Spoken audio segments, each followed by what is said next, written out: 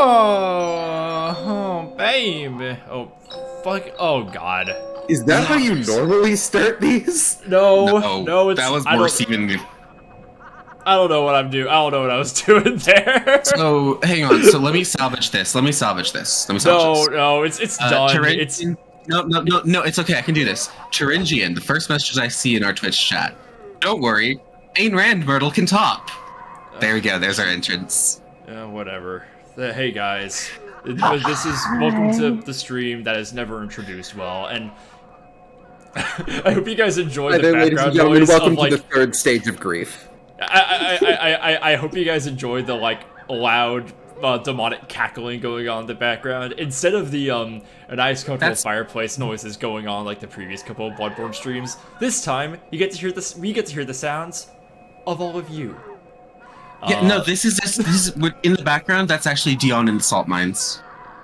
They're just having such a fun time! So, I was in a bit of a bad spot during that Bloodstarved Beast. I was getting a little bit angry, a little bit gamer rage. So I played ahead a little bit, beat that Bloodstarved Beast. Don't feel bad about it. You guys have seen me beat that boss multiple times now. Get over it. Wait, the Bloodstarved Beast made you say a slur? Everything makes me say a slur. A game of rage, not a game of moment. On this channel. No, let's invent slurs for the Sumerians while we're at it. So, yeah, I also acquired some new drip from Myrtle. Got that Black Church gear, which, I gotta say, this is pretty good. I don't know. I feel like a good slur for the Sumerians would be red robes because it'd piss off the Adventure Zone fans. What the fuck ever? Who cares? Anyway, so we are in we're in Hot Girl City, baby. All right.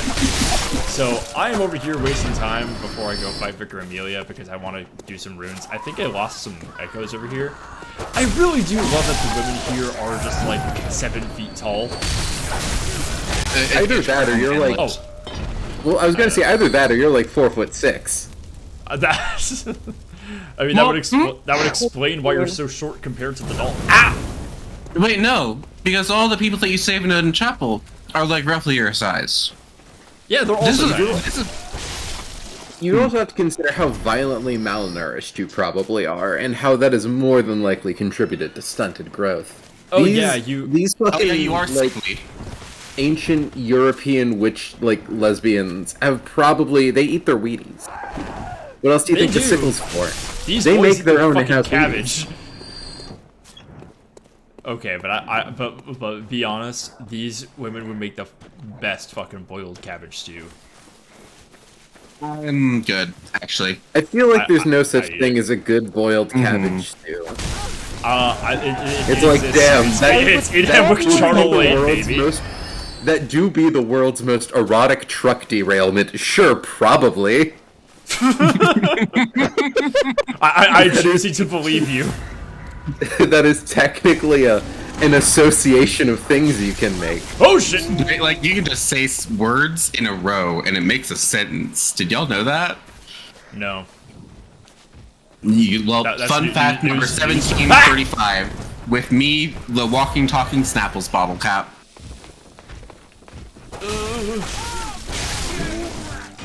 A witch turned me into a person, and it's been hell ever since. Bottle caps don't have to fucking pay taxes. I love walking up to El Gigante and him just decking my ass. I love watching him keep going after you're already down. It's my favorite fucking That's like his teabagging. It's my favorite Souls mob behavior. It's fucking great. Without fail. Is it okay for me to say that he kinda hot though? You think I'd stop you? I do actually think you'd stop me. Look, there's like some people who show up on stream and like the Hordeon main behavior is like, man, I don't know if this is like okay. Like this is crossing a personal boundary for me. That absolutely is not. Attraction knows no TOS. Ow. Ooh. Like, ooh. You're having me.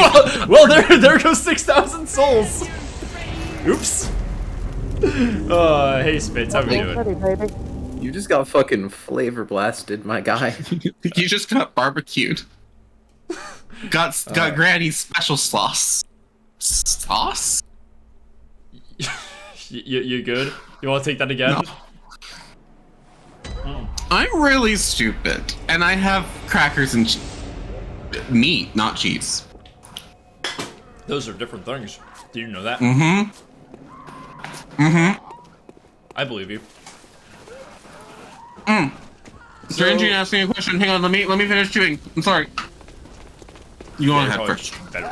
I was just gonna say, yeah, chat. I decided, I'm having a bit of a celebratory day right now. Just some things are kind of turning out for me. I had a very stressful thing going on in my personal life that got resolved, and I'm very, very relieved about it. A few other things.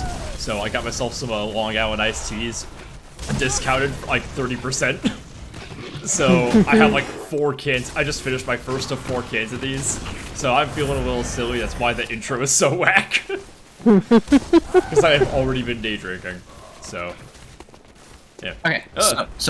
So can I say the can I answer the question? The difference between a soup and a stew. Go. So the difference between a soup and a stew is that stews are actually much thicker. Like they don't. A soup is like a broth, right? Like it's just pure broth. What's whatever's going on there. No thickness. But stews tend to have a thickening agent for their sauces. Well, maybe broths, I guess. Because they're not sauce. They are broth. Yeah, it's like a you got to make a roux for that stew. Yeah, exactly. So most of the time, a lot of very traditional English and European stews will add flour. Yeah, I think I make one that's flour based. Honestly, or you just like, that's why chuck is so good for stew, is because it's just super fucking tasty. If you like spend long enough to cook it to not be like, you know, baseball chewy anymore. But it's got all that good like fat and collagen to I found him. Dissolve into that. Oh, the friendly one. I finally found the one non-aggressive crow. Oh shit! You found the And his racist cousin. Oh no! Did I kill? No! My cousin. No. Oh. The horrors of I couldn't live myself for the rest of that run like that. Myrtle out here paying $17.25 blood echoes and penance. Oh, that wasn't Myrtle. That was me breaking character. Myrtle would have no fucking reservations. I couldn't live with myself though. Yeah, I think you couldn't let Myrtle do that. Totally. I think I've talked on stream about like my own, like my own crow adoration is what I'm gonna call it. My yeah. That incident was very personal to me. Understood. Here we go.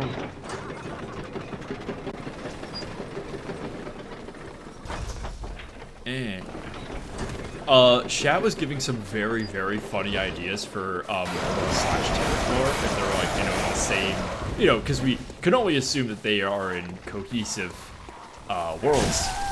And they were very funny. Basically, it devolved into the academic discourse between the both of them devolved into Tarek smuggling cocaine to his students.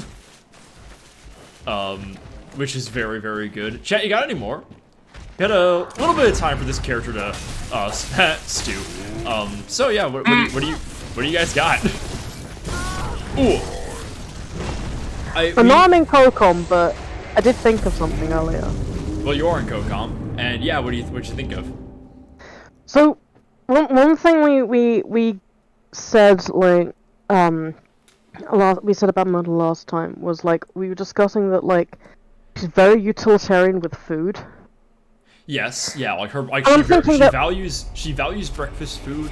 She has a very like rigid understanding of the importance of a healthy breakfast. Like she knows it's like very strict about that, but she like exclusively eats like oatmeal and bananas.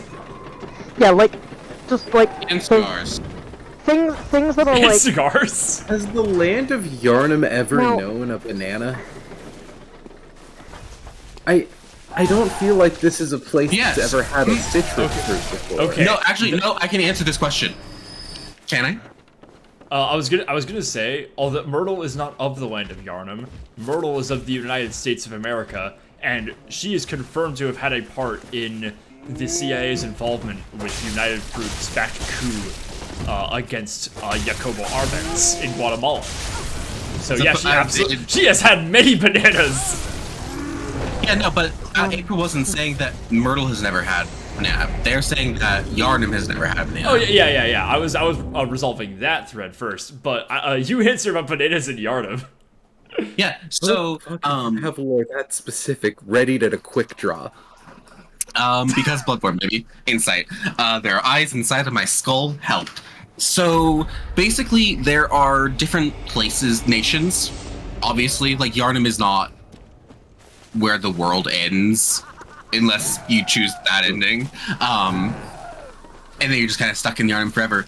So, but Yharnam itself is built on layers and layers and layers of previous civilizations. And one of the civilizations, which is near enough to Yharnam somehow that, like, they were known to each other. Excuse me. Is the kingdom of I don't know if it's Queen Kingdom, but like the land of Loran. The Loran is actually a desert arid environment. And so that is perfect for growing stuff like bananas and citrus. So there is every chance, because we actually do have Loran silver beasts and Loranites, like, sure. Within Yharnam at this moment, there's a very strong possibility that it would have been a luxury, like a very Kanehurst bullshit kind of situation, but like, you could have had a banana at one point, maybe. Okay, but isn't Loran like 5 layers deep in Chalice Dungeon Land? No, like, it's like, don't worry about it. It's like 4. It's like 4. It's still pretty deep. When is the last time that place has seen sunlight? It doesn't matter how arid your land is if you don't have...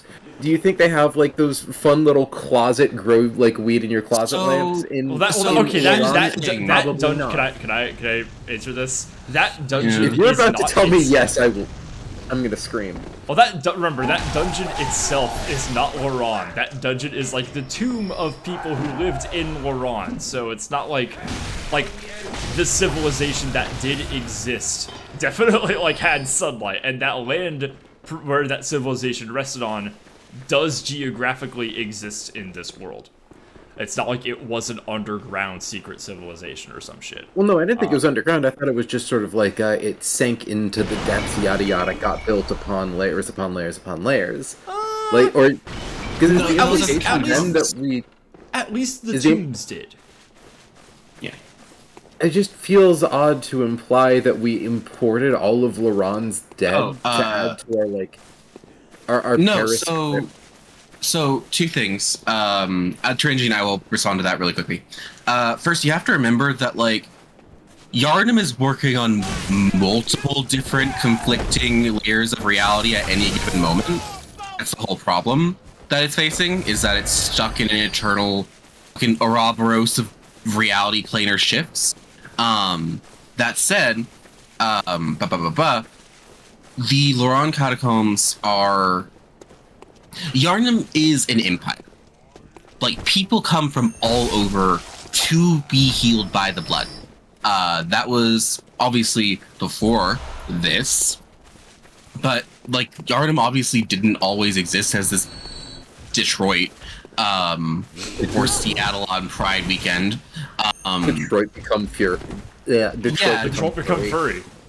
Yeah, Detroit become furry. Exactly. That's my autobiography. The point is, you also reach the catacombs and the Chalice dungeons by like lighting a creating a shrine based around a chalice, and then fulfilling ritual materials, and then you are literally transported from the astral hunter's dream to the dungeon or wherever it is. Like, it is certain that whatever is going on with the Chalice dungeons is very much not obeying reality. Counterpoint. This is a video game. I don't think they want to have to do connected lines between all of the areas in the Chalice dungeons. But I like it. Generation. I will also remind you, like, in case you didn't know, April has also played this. I didn't know. yeah. I don't know. Yeah, April has. You Totally do played. actually. I've been in the stream with you once before during the early Bloodborne streams. I don't remember anyone. Yeah, she might have forgot. You are fine. I'm Mint Mouse's lesser half. I don't know who that. Oh wait, no, I do know that one. Yeah, fuck out of here. You know who that is. Wait, that's not Jamie. No, it's not Jamie. She's in chat right now. Anyway. I can't remember their name. Is it just Mouse? It's Nana. It's my buddy. Oh, it's Nana. Yeah. Oh, it's Nana. I will say though, I have this personal theory about Laurent where it's like, okay, I'm obsessed with the idea of. Okay, Yharnam as like a big ol' empire doesn't really like appeal to me. My understanding of Yharnam and its culture is it's very like closed off, very suspicious. No one likes outsiders, and everyone's very protective of their culture, their secrets, their blood, and everything. But I understand that the desire of the church and of the hunters to expand their own search, their own hunt, and go into wider lands, find more beasts and whatnot, and the ultimate end of their expansion could take them to the actual physical Iran as like a final destination. There's no more beast scoured lands to conquer, which puts it in line with the East India Company in Afghanistan. Now, if I holding to that parallel, a main export of Iran, okay, not main export, but one of the exports of Iran would not be bananas, it'd be heroin. Which makes sense for Bloodborne. They'd be all over that shit. I think we've gone too far afield. No, I think we've succumbed to the bloodlust, or maybe just the lust. I think we're in the right place. Let's see. In Hemwick Sharna Lane? See, but also the question is, because okay, Yarn of his empire. Obviously, I mean, like, is there even any form of like implied government beyond the church, or is it just we're in Vatican City? Like Vatican City on top of the Paris Corps. Right now it's Vatican City. I think it's implied that the Canehursts were like an old noble house that governed most of Yharnam, but no longer have any power because of like the executioners and that whole massacre coup deal. Yeah, well, because I'm wondering, is there an implication that there are great ones which exist outside the bounds of Yharnam? Yes. You know? Oh, absolutely. Yes. Yeah. That's the thing. It's Like the first great one was found outside of it. Referring to Abritus? costs? Yeah, Abritus. I thought we found Cost was not the first. Definitely No. not. Oh goodness, no. The first one found Why by did the we hunters. go out of our way to kill costs then after we were Because like already it was the hunters and they're assholes. Yeah. Oh shit. Yeah, hunters are healing assholes, but I church. thought it. Wait, no. Sorry, I was gonna say because I thought all blood was like specifically bled from Abritus. Not quite. Abritus' whole purpose is to serve as like a mode of communication between the choir and the Great Ones. And it was also Abritus' blood which first, like, it helped them. It is what discovered the properties of blood ministry. But yes. It went past. Like, Abritus is the source, but it is not the source of all blood, if that makes sense. Yeah, no, it is. Quick pause from the Bloodborne lore talk, which I'm loving. Orc had a headcanon about Myrtle a while ago. I saw you talking about that in chat. I don't want to leave you hanging. What do you got? What do you got? You had that thing about food, and we went on a tangent about bananas. Hit me. What do you got? God, it's fine. So, we said that Myrtle is very utilitarian about food, but I do think she's a fancy drink girl. Okay. What's your cocktail of choice? Let's make this. But it's not just with cocktails. I mean, like, because last thing, someone in chat mentioned also, like, she's absolutely a tea drinker, but, like, doesn't do Earl Grey. And I feel like it's because she thinks that's, like, too standard for her. Do you want to know what I honestly think? No. Snake bile wine. What is Okay. that? Is wine made by fermenting snake bile. No, that's too adventurous for her. That's too stinky. That's a Tarek drink, definitely. Like, Tarek is unhinged enough to eat, like, the snake stomach juice wine. Okay, fair. Can I make a second suggestion? Oh, wait, no, I actually have a better suggestion. What do you got? What if instead of drinks, hear me out, or what if instead of alcoholic drinks, I should say, she's very much a tea drinker, and the honey. No. Let me finish. I'm building up on it. And she does take her tea with deli ball, with mad honey, Turkish mad honey, the one that causes hallucinogens because it's filled with fucking dendrotoxins because it's from the road. Do you know what I'm talking about? You look confused on the chat on the camera. I have no fucking clue what you're talking about. Okay, sorry. I need to back up. It's not actually as complicated as it may sound. Yeah, you know the hallucinogen. You know the hallucinogen honey. We all know about that. Sorry, I thought I must have like talked about it to y'all. We all know about the nightmare honey. No, I just love moments where you like start talking about shit that you just kind of feel like you know that obviously everyone else knows about this obscure shit that no one's ever heard of before. Welcome to any chat with me where I'm allowed to talk about ecology even remotely. It's like when Riley are like, oh yeah, everyone knows about fucking that Robert Anton Wilson left Playboy in 1971. Everyone fucking knows that. Everyone knows the exact history of the Golden Dawn. It's just basic stuff, no? Yeah, idiot. Most people only know 7 different types of silicate chemistries. It's like that. Oh, God. So, what was I saying? That's right. We're talking about the nightmare honey. So, in the real world, which we have established exists because Myrtle is from the United States. Yeah, she's Hunter Henry Kissinger. Yeah. There is a species of Eurasian. There's a species of honeybee, the Eurasian honeybee, right? Which, in Turkey, in certain regions, it's not been cultivated exactly, but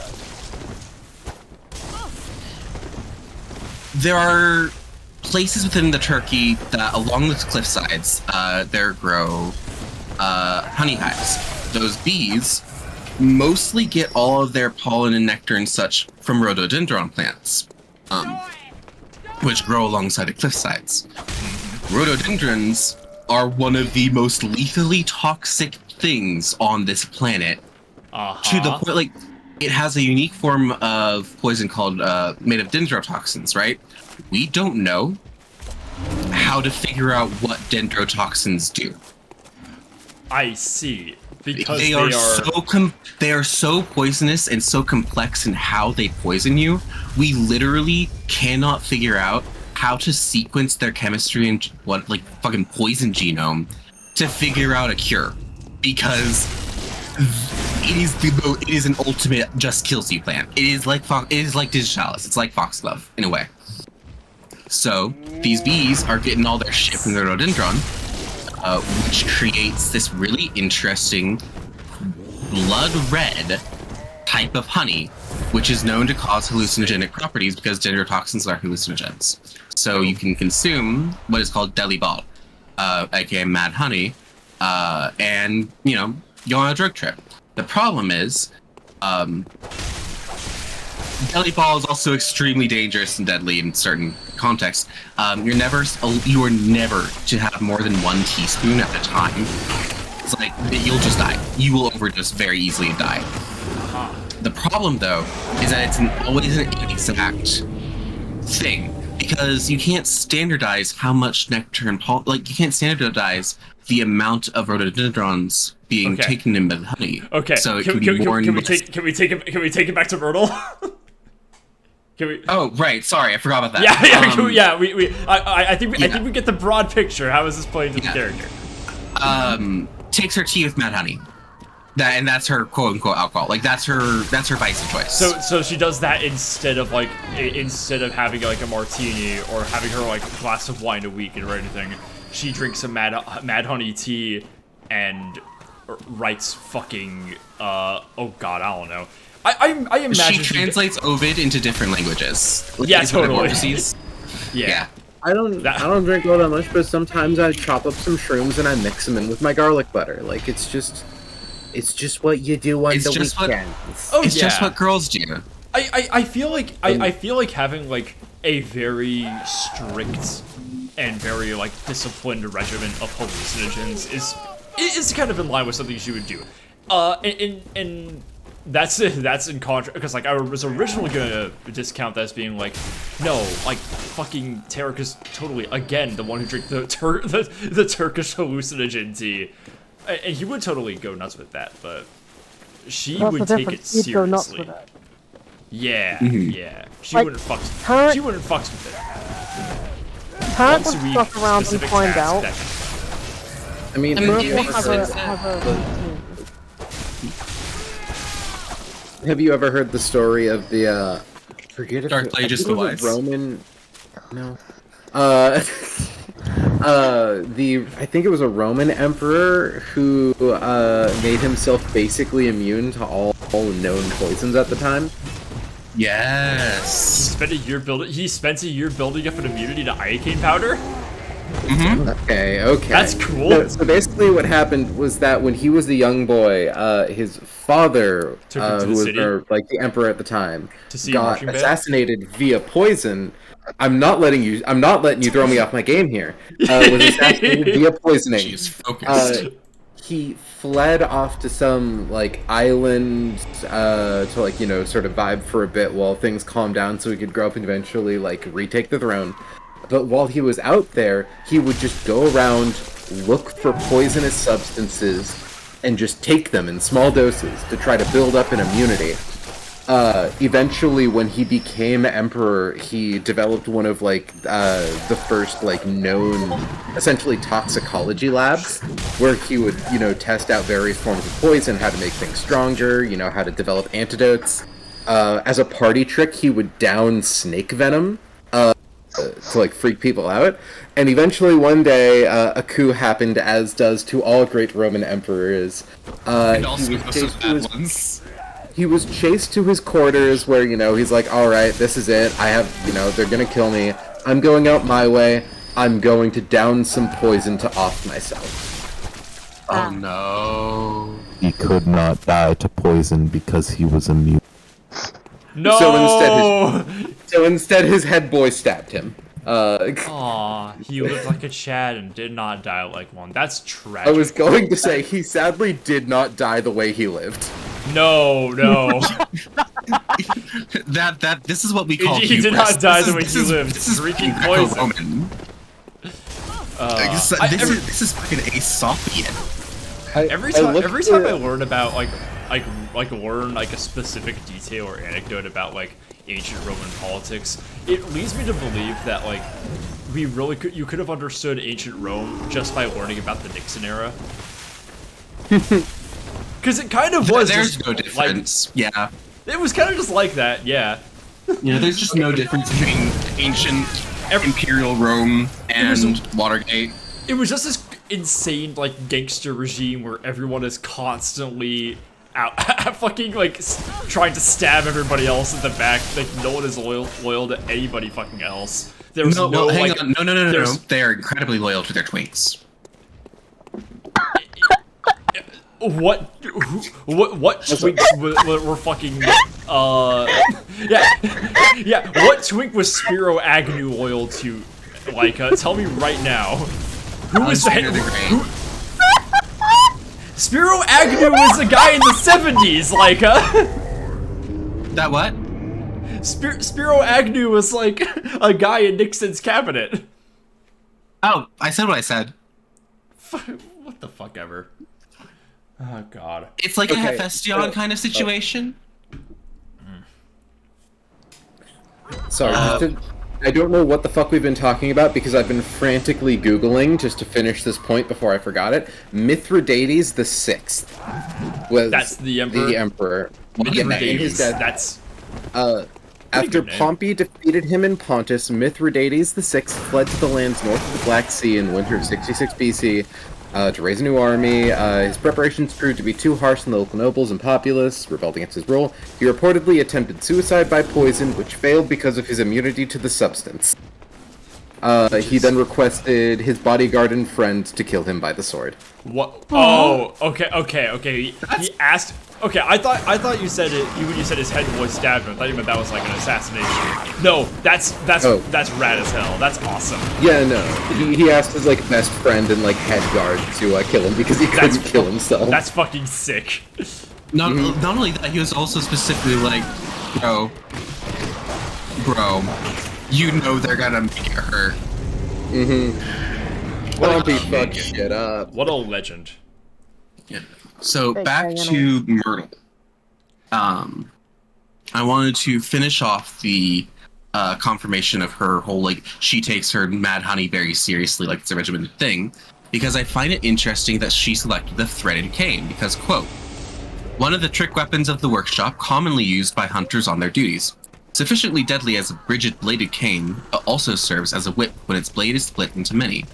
Quote, concealing the weapon inside the cane and flogging the beasts with the whip is partly an act of ceremony, an attempt to demonstrate to oneself that the bloodlust of the hunt will never encroach upon the soul. I just think it fits well. Okay, yeah. Yeah, so, yeah, the cane definitely won't be, like, her main weapon for this, but it's in line with the form over function style of hunters. All the ones which I find great because all of the outfit sets that are like fancier, like the Canehurst ones, those like the ones that are more refined, have better resistance to like frenzy and arcane damage and shit. Because of that idea that the maintaining the form is what helps you separate yourself from the beasts. It's not like the idea that that Myrtle is holding to that much more. Because Tarek was very willing to go beast mode. Okay, wait, I don't have to fight Big Bessie. I can just go find the witch. I do also have that I believe the cane has it's like a secret like weapon property called like righteous or something like that. Okay. So well, no, serrated is a just thing. Faster, my dear. Oh, she always spawns in the left side when you enter. So nearly every weapon in this is either righteous or serrated. Some of them are not. Some of them are not. Like the stake driver isn't. But the righteous ones are ones like the church weapons, swords, the Kirk hammer. Ones that are very refined, very distinct weapons or distinguished weapons. And those I think are better against kin and great ones. Serrated ones are you are trying to like, find her? Yes, I'm trying to find her, but I'm also info dumping. Give me a second. Stop backseating while I'm talking. Asked her 3 times. Leave me alone. Let me fucking okay. If the Witch of Hemwick can wait, so can we. Yeah. So. True. And the serrated ones are all the saw ones, like the saw cleaver and whatnot. The ones that are good against beast. Everybody knows that. The threaded cane is one of the only ones that's both. The cane form is righteous, and the whip form is serrated. Really? Yeah. Yep. Yeah. Which is like the threaded cane. Oh, there she is. Threaded cane really fucking good against the cleric beast. Like 3 fucking hits with that thing, and you can get a visceral. I didn't even know that righteous was a modifier. I only knew about serrated. Yeah, no, I think I learned that from CT when I beat Koss. It was that stream. Or Orphan of Koss, whatever.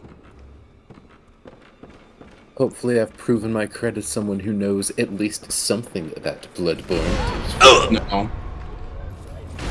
Oh! And of course being performative policeman. That's the first time I've died to the Witches of Hemwick. I think I'm gonna grind a little bit. I'm gonna find something else to do. We could go to prison. Let's go to prison, guys. I don't have a lot to lose. We're going to prison? We're going to jail. Oh, fine. Yay! Is there anything worth you actually getting the Tonitrus is really great for grinding in Hemwick, so it would be worth it to grab. Yeah, it's not like there's many places where blunt damage is very good. It's not good, but sparking it up and you just cleave through those women. You just cleave through those women with a blunt object. I'm already doing that. Grin. How's it going, chat? Pussy. It's like I don't watch streams as often as I want to, so I'm like, I can't tell. Am I allowed to make that joke? No, you are. I don't want to risk it. This is the stream where one of my Bloodborne OCs is Turkish and my other is Armenian. April, don't worry. This is the kind of stream where every so often I'll accidentally forget I can't say a slur. And then it's also the goodness. stream where I remind you that I don't care. Yeah, no, we don't care about the slurs. Twitch does. It's like every time Dion's around, they're just like, oh no, I forgot that I'm on Twitch, so I can't call myself a dyke. And I'm just like, it's okay, I'll remind you when it's a good time. And they're like, thank you. Is that one as slurry as like other slurs? Because I thought that's kind of No. also like It's. No, but we're replacing it. I mean, I feel like I mean, I personally feel like it's less of a slur than faggot, but like, I also don't know if Twitch cares. Because that's the thing, is it's like, it's an aesthetic that I see people self-identify with. I don't think I've ever seen someone identify with the F slur. I do. Hi. I do. Yeah. Like, show what you got. My name is Sebastian. Yeah. Step into the ring, motherfucker. I'm not here to Here's- judge your lifestyle choices. I'm just curious about them. Oh yeah, no. So the reason I do that is kind of like a further. Yeah, I guess this is a good way to say it. A further radicalization of calling myself queer. You know, it is. Totally. It is an active resentment and fight against the sanitation of queer lives. Yeah, it's the next step in refusing to conform with heteronormativity. Yeah, Which, like you don't get to sell me a button at Target that says "Fat Lives Matter." That's pretty good. I do gotta say, I heard Taylor Swift's "You Need to Calm Down" in my Starbucks today, and it's the first time in my life where I've like formed a plan to kill myself. Wait, what? I thought you were gonna say. I thought you were gonna say this first time in your life you formed a slur for Taylor Swift. No, I did that yesterday. That happens a lot. Well, what is it?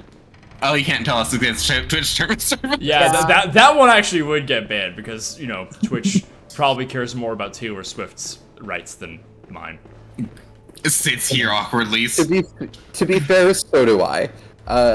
Wow! Love you, bestie. But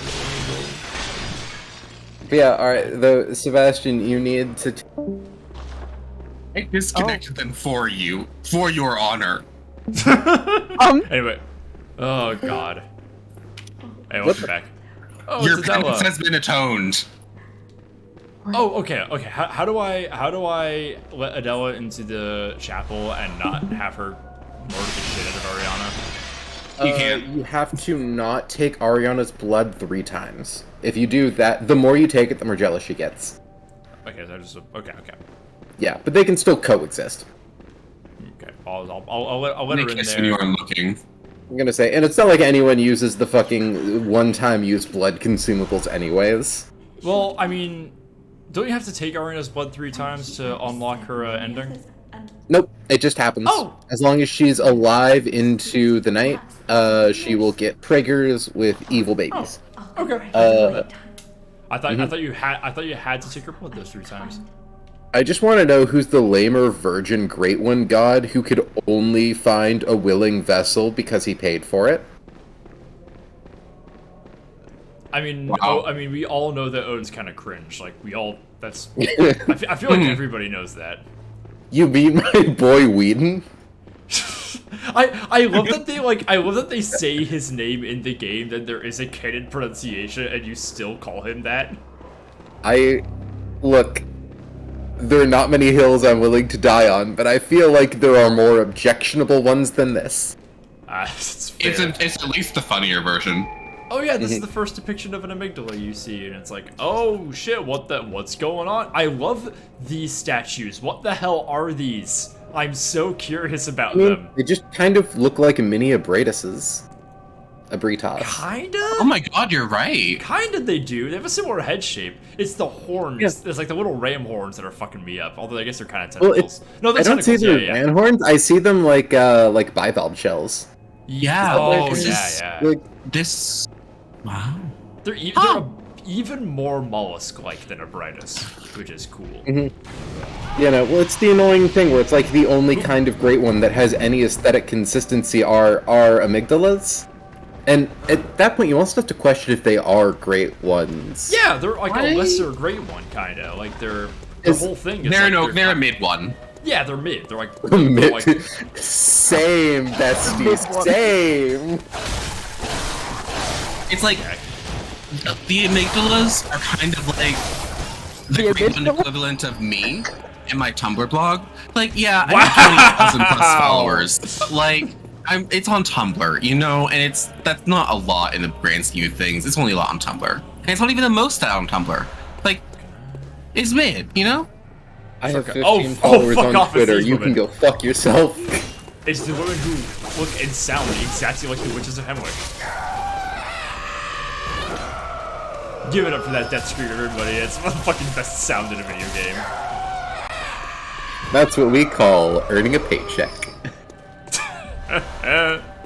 So do you ascribe to the theory that the pebbles are dried up eyes? I believe that, yeah. I think it's neat.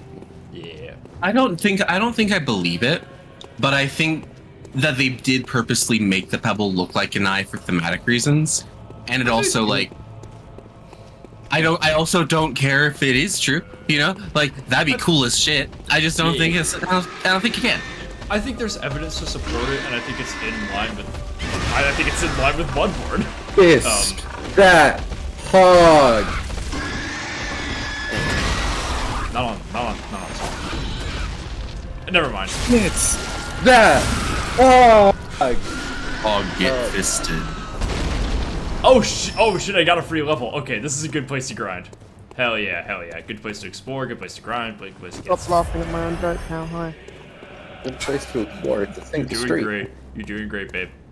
Hey, like, I had to literally mute because I was trying to say amygdala repeatedly and just losing it every time. Back when I was I'm so mad we didn't get to hear that. Okay. Fashion. Okay. It would have come through fucking atrociously on Let's my mic. check out this gear. Also, you guys were talking. Okay, kinda whack most of the parts. Let's see. try What with the kills hat. is I love how the hood looks. I hate that it comes with the head cage. Okay, this is alright. This is a little better. Let's try swapping out the pants. Although, oh no, it's like a big robe situation. Counterpoint black church dress. Can you make it so that we can see the trousers better, please? Yeah, let's they're a little sneaky. Mm. Oh, the boots though. Hang on a second. Them boots. Oh my god. Okay, those are kind of bopping. They were Those made are I wish I bopping. okay. move as fast as Myrtle does. I don't think that I like this better than what we originally had. You think the regular hunter trousers were better? Yeah, they're Okay. just. Yeah, It's I think more. It's the formality. it is a formality. Yeah. Like, Why are sure. you trying to make Yarnum worse by putting Ayn Rand in it? Ayn Rand already was in Bloodborne. Yeah, that's the the one woman who's like stuck outside all by herself with a knife in the Knights of hunt. the Hunt! Yeah, that's her. And also, if you think that there aren't objectivists in Yarnum, you're a fool. Yharnam is literally like. It would create objectivists like a fucking plague war, and like it would incite the existential dread that would turn people into objectivists. The necessary object of survival in Yarnum would necessarily create a lot of like people drawn to individualism, which would create a lot of people who are attracted to kind of Ayn Rand's Ayn Rand's more like attractive statements and views. Like But doesn't Yharnam is Yharnam literally kind the of only run place. off of collectivist action? Like, we need the hunters, we need the mobs in order to fend back the angry beasts. The church is an organization. I don't know. I feel like everyone's kind of said that governmenty. sucks. Everyone kind of hates all of those things now. Like the hunters. They also all like. Who Also, in all the factions Bloodborne is fought like? each other. Yeah, like the hunters Well, all the failed, factions the church fought all, each other. the church all failed, the church hunters all failed. Everyone's fucking scared of Mensis. Yeah. This said, I do think it's important that we end this off on a solid note. Yharnam is the only place in the entire world where you can, and maybe possibly should, become a solipsist to cope. Okay, can someone remind me what a solipsist is? Because this is the second time I have heard basically this joke in a day and a half. It's philosophy zombie idea. Yeah, philosophical zombie. Yeah, it's solipsism is literally just that. Like, you are the only person who is ever alive. No one else is. Like, no one else matters. It's only you. I hate it more than anything in life. It's the idea that we can't prove that reality is a grand hallucination. No. It is very specifically, you are the only human being. Yeah, it's like everyone else is just. Yeah, your own perception of reality is the only one that you can verify through your own experience. Therefore, you are the main character of society.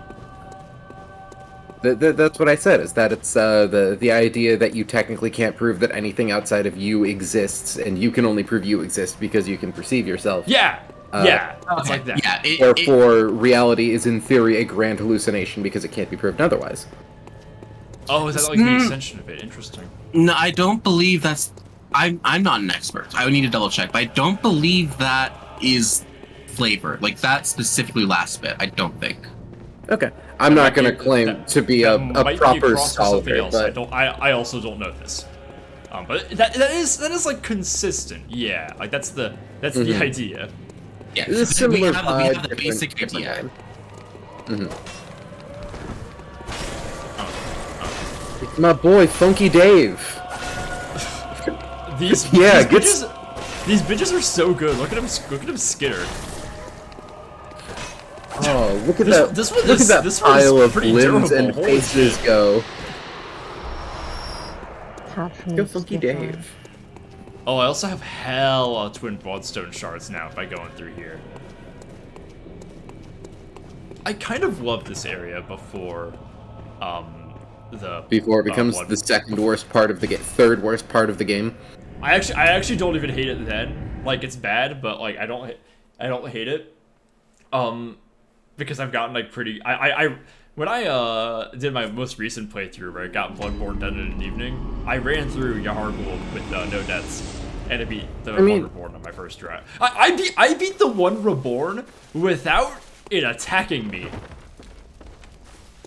I mean, it's not that hard to run through Yahar'gul. I just think that it's not fun to explore when you have to constantly worry about the fucking orbital Akira lasers coming down trying to kill you. The part that I was just in doesn't have the Akira lasers. Like, that part's safe. Also, I'm gonna power level skill till 25, and then I'm gonna bump the fuck out of my vitality. I want to go glass cannon for a little bit. You only have bit 10. Well, I started with a Noble Scion because it has the best skill blood tinge. Probably wasn't smart, but has anything. I've been playing Souls games in a not smart way for 3 years, and it's gotten me this far. I mean, my only problem is because I love skill tinge, but I think it's really annoying that there is no way to use blood tinge until like halfway through the game. Yeah, I'd argue a little earlier than that. Like whenever you get access to Canehurst, which is slightly before the half. Bum rush Canehurst though. Like the problem is that, and at that point you're running to Canehurst, so you're skipping.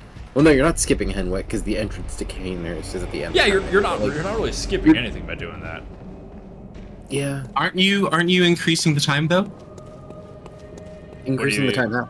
Like passing time, like going further into night.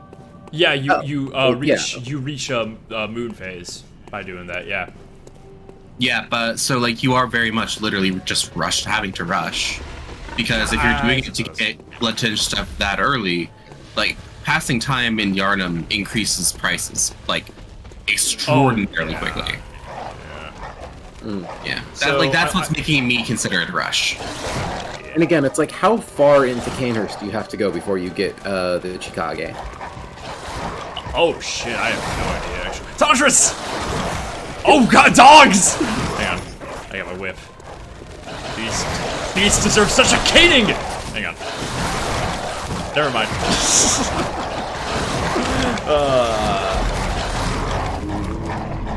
Myrtle dog food. Hunter, that pussy be bussin'. Good hunter. This is what good pussy sounds like. Shut up. You are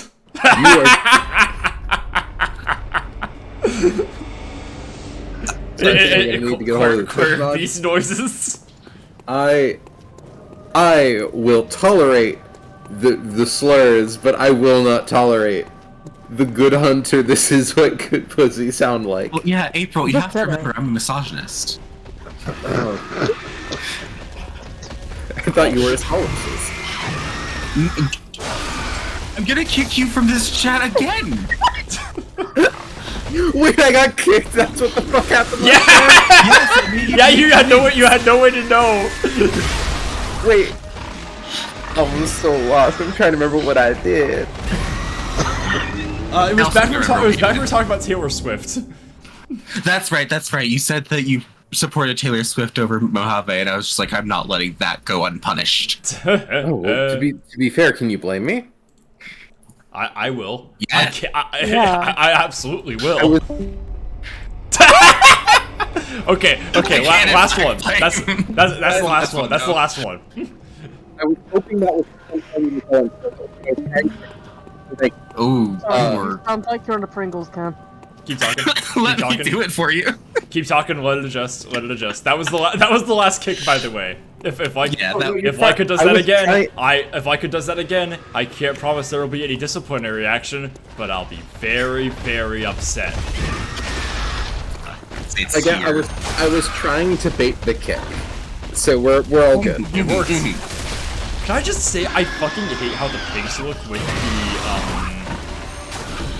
the glowy eyes, which is even worse when we get the multi-eyed pigs. And yeah, those are awful. Yeah, just wait for the insight, baby. That being said,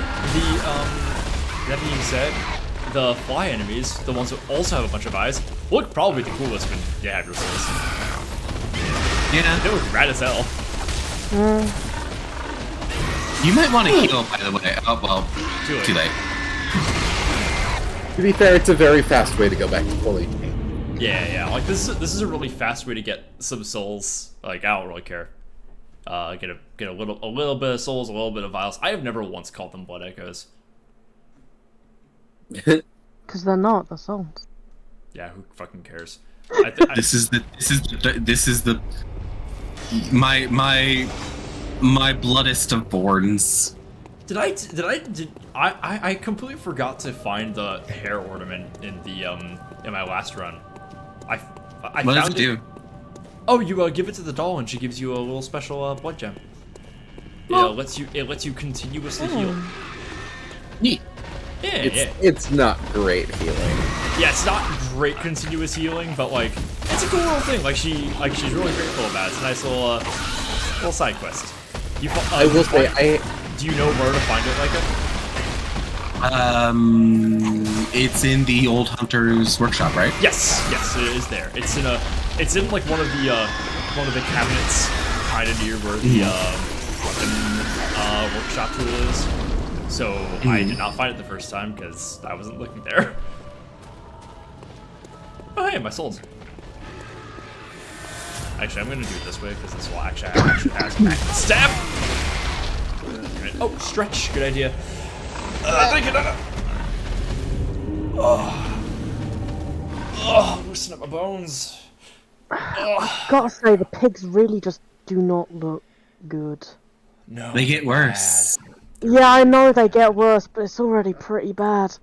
Oh yeah, no. It's a bit grim. I'm fine. I was thinking about pigs too much. New hat. Real hat. So, great news, by the way, everyone. So y'all know the sweater that I'm making, right? The sweater I'm knitting. I do. Yeah. I really fucked up. COVID brain bad. I should not have been working on that while COVID, because I had to like frog like, oh, hang on, let me do quick. 78 inches. Yeah, I had to frog like 8 or so inches of work. Frogging is completely ripping out, by the way. Just completely destroying. Damn, so long, 9,000 souls. Yeah. Because I had just finished before I started COVID. I had just finished the hem, and so I looked at the pattern with COVID, and I said, oh, okay, I have to split it in half now, and start working on just flat rather than around. No, I didn't, because what I'm supposed to do is to finish the hem, right? And then I keep working on the sweater until it has the body of a sweater. What I was doing was working from the hem and immediately starting the armholes. Oh. That's no. that's So bad. this was That doesn't literally sound good. I was creating a sweater, skipping all of the steps that make it a sweater. That's, oh Jesus Christ. It was really funny when I realized what was going on. I imagine. And by funny, I mean I cried. Yeah, I don't blame you. That. Ow. Shit. Can I actually got a plug or something. I did this last time when after Aika left. I meant to do it while she was here. So as all y'all know, I'm raising these subs for the Resident Evil Lore stream, where I'll be covering every single piece of Resident Evil media. It'll probably happen after this week before the remake comes out, in case which they've been coming in, which is fine. But enjoy one of the more memorable games in the series before I hop into the lore of every single piece of Resident Evil media, including games, movies, supplementary reading, stage musical. Yeah, all that shit.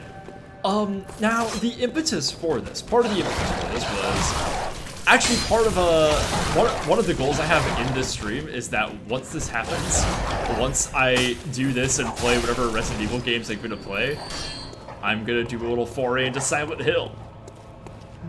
And which I have not really experienced, but Micah recently had a little delve into many months back. But the two of us are very, very, very excited to do this. So once this Lore stream happens, guys, well, I'm putting the Silent Hill playthrough down. However the fuck I acquired those games, they're not very accessible. Very, very, very excited for that. I do love me some classic video games. This is one that I know very, very little about. Can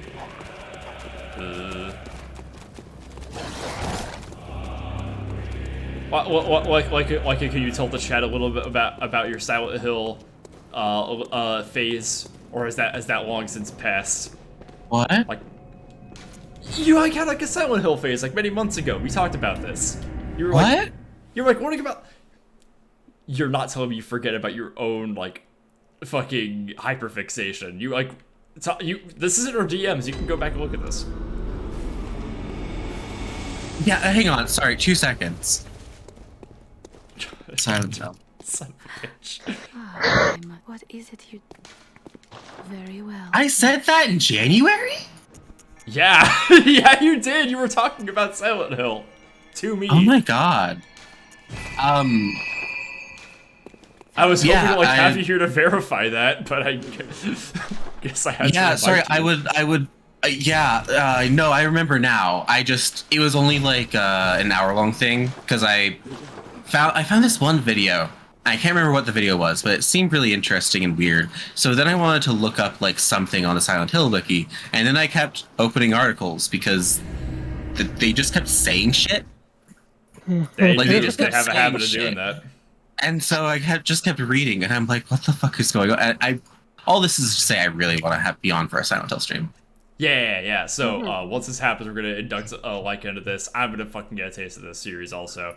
All I really know is that it's a game about being put in a situation of your own making, which sounds nuts. That sounds like being your friend. Yeah.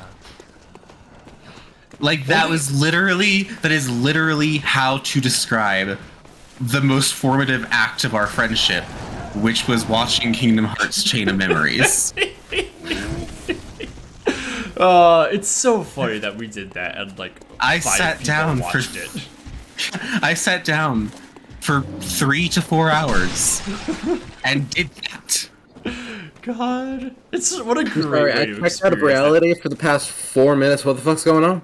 We're reminiscing now about the time that I strapped Leica down in a fucking chair, Clockwork Orange style, and made her watch Kingdom Hearts Chain of Memories as a movie, like with all the cutscenes. Which I like gotta that you say, say as a movie as though that would mean anything but the cutscenes. Well, we tried. We did watch Metal Gear Solid like a movie, which included some of the gameplay, which is like, it was actually pretty cohesive like that. Well, to be fair, no, it's you play Metal Gear Solid like a game even though it's a movie. Yeah, fair. Is it? But pretty like I think we're getting distracted. do you know how many cutscenes there are in Metal Gear Solid 4? Oh. 8 hours worth. 8 hours. The entire last cutscene of that game takes a whole hour. Wait, what? Yeah. No, MGS4 No. is more movie than game. Yeah, absolutely. That was like the first thing I learned about it when my dad installed it on the fucking PS3. I'm really considering streaming that game, not as like playing it on an emulator, but just watching it like two movie nights. That sounds I'm fun. not sure if it's the sad thing or the funny thing is that it doesn't change that much. Yeah, absolutely. Because like, yeah, which sucks because I do want to actually play it. It looks pretty fun to play, but unfortunately, it's fucking ages of cutscenes. Five is shockingly balanced. Alternatively, if you're able to skip the cutscenes or install a mod to let you do that, trying to piece together the plot of MGS4 while skipping all of the cutscenes. Oh God, no! That sounds like a fun challenge. That sounds like I want to do that, because I don't know anything about Metal Gear still, and I never will. I need to find a friend who I'll make them watch the first cutscene of that game and then have them skip the rest and just guess what's happening. And then watch the last one, and then make them watch the last one to see how much they got right. Sebastian,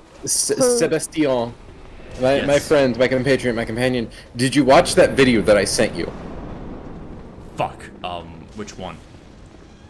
I sent it to you like 4 days ago about No. Waking Dead or Wanted Dead. No, I'm so sorry. That was that was at the height of like me weird girl mom. You were very true. You were dealing with shit. That was my weird girl phase. Yeah. It is the most this stream game that I've ever seen, and you should play it. I almost think you should play it without watching the video. I just sent you the video as a way to like make you understand why. But again, it's just it is a video game that it's like it's like your kind of mediocre hack and slash, but you have a gun also kind of game. Where, like, it's fun and frantic. It's like a 2013 game made in, 2020. But Wait. the plot is so absolutely ape-shit bananas. It's not even the plot's bananas. Like, it's not like an MGS story or anything, but it's just like... So what you're saying is it's the opposite of Loron? The aesthetic incongruence going on, where, like... There's a cutscene where, like, you get chewed out by your boss, and then you're clearly upset. Like, you're on, like, a special, like, paramilitary task force for the police, stopping an android uprising, I think.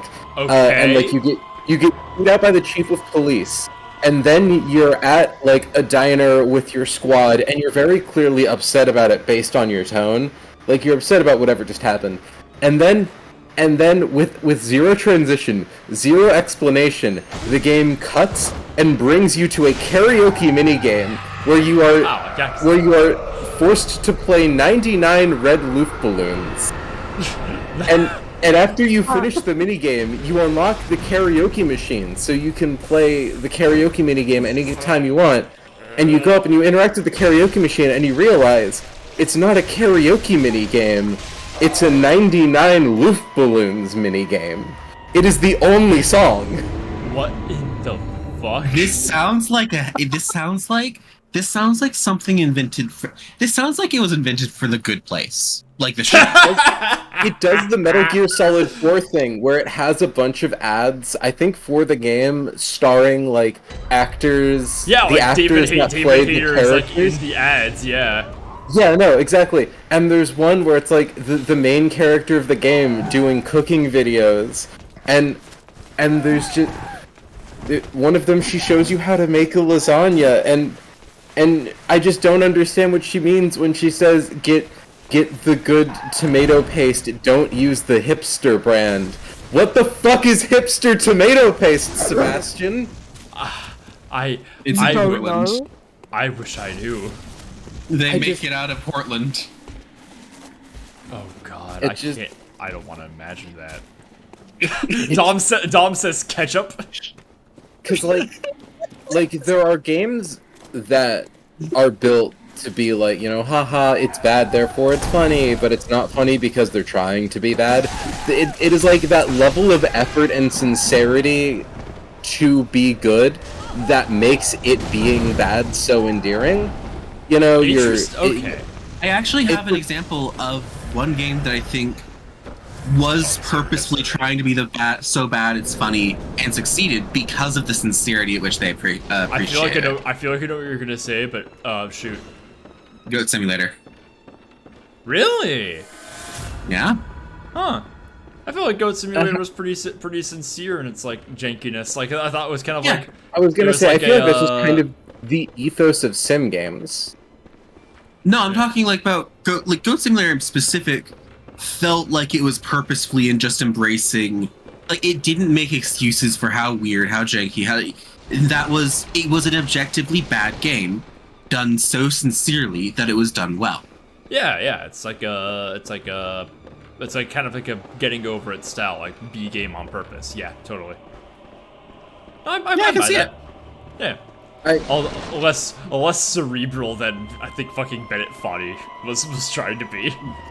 Bennett Foddy is apparently. Oh, I need to pick that up again. Anyway, Yeah, if Bean is ever like, oh shit, yeah, whenever Bean's like good enough to like be on mic like consistently, I totally want to like get into that again.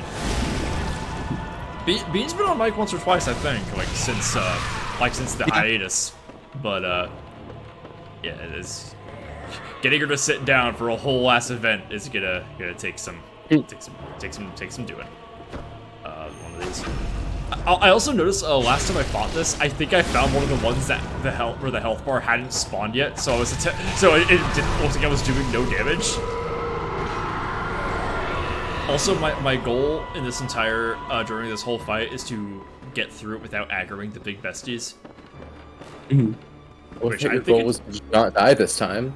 Well, I mean, yeah. like I'm honestly also- impressed that you're choosing to fight them with the besties. Yeah. Oh, I know I could just incite them away, but I don't really feel like it. Yeah. Yeah. Makes it I fun. just- I don't see that company. They add character, you know. Kind of. Oh Yeah. shit. Oh shit.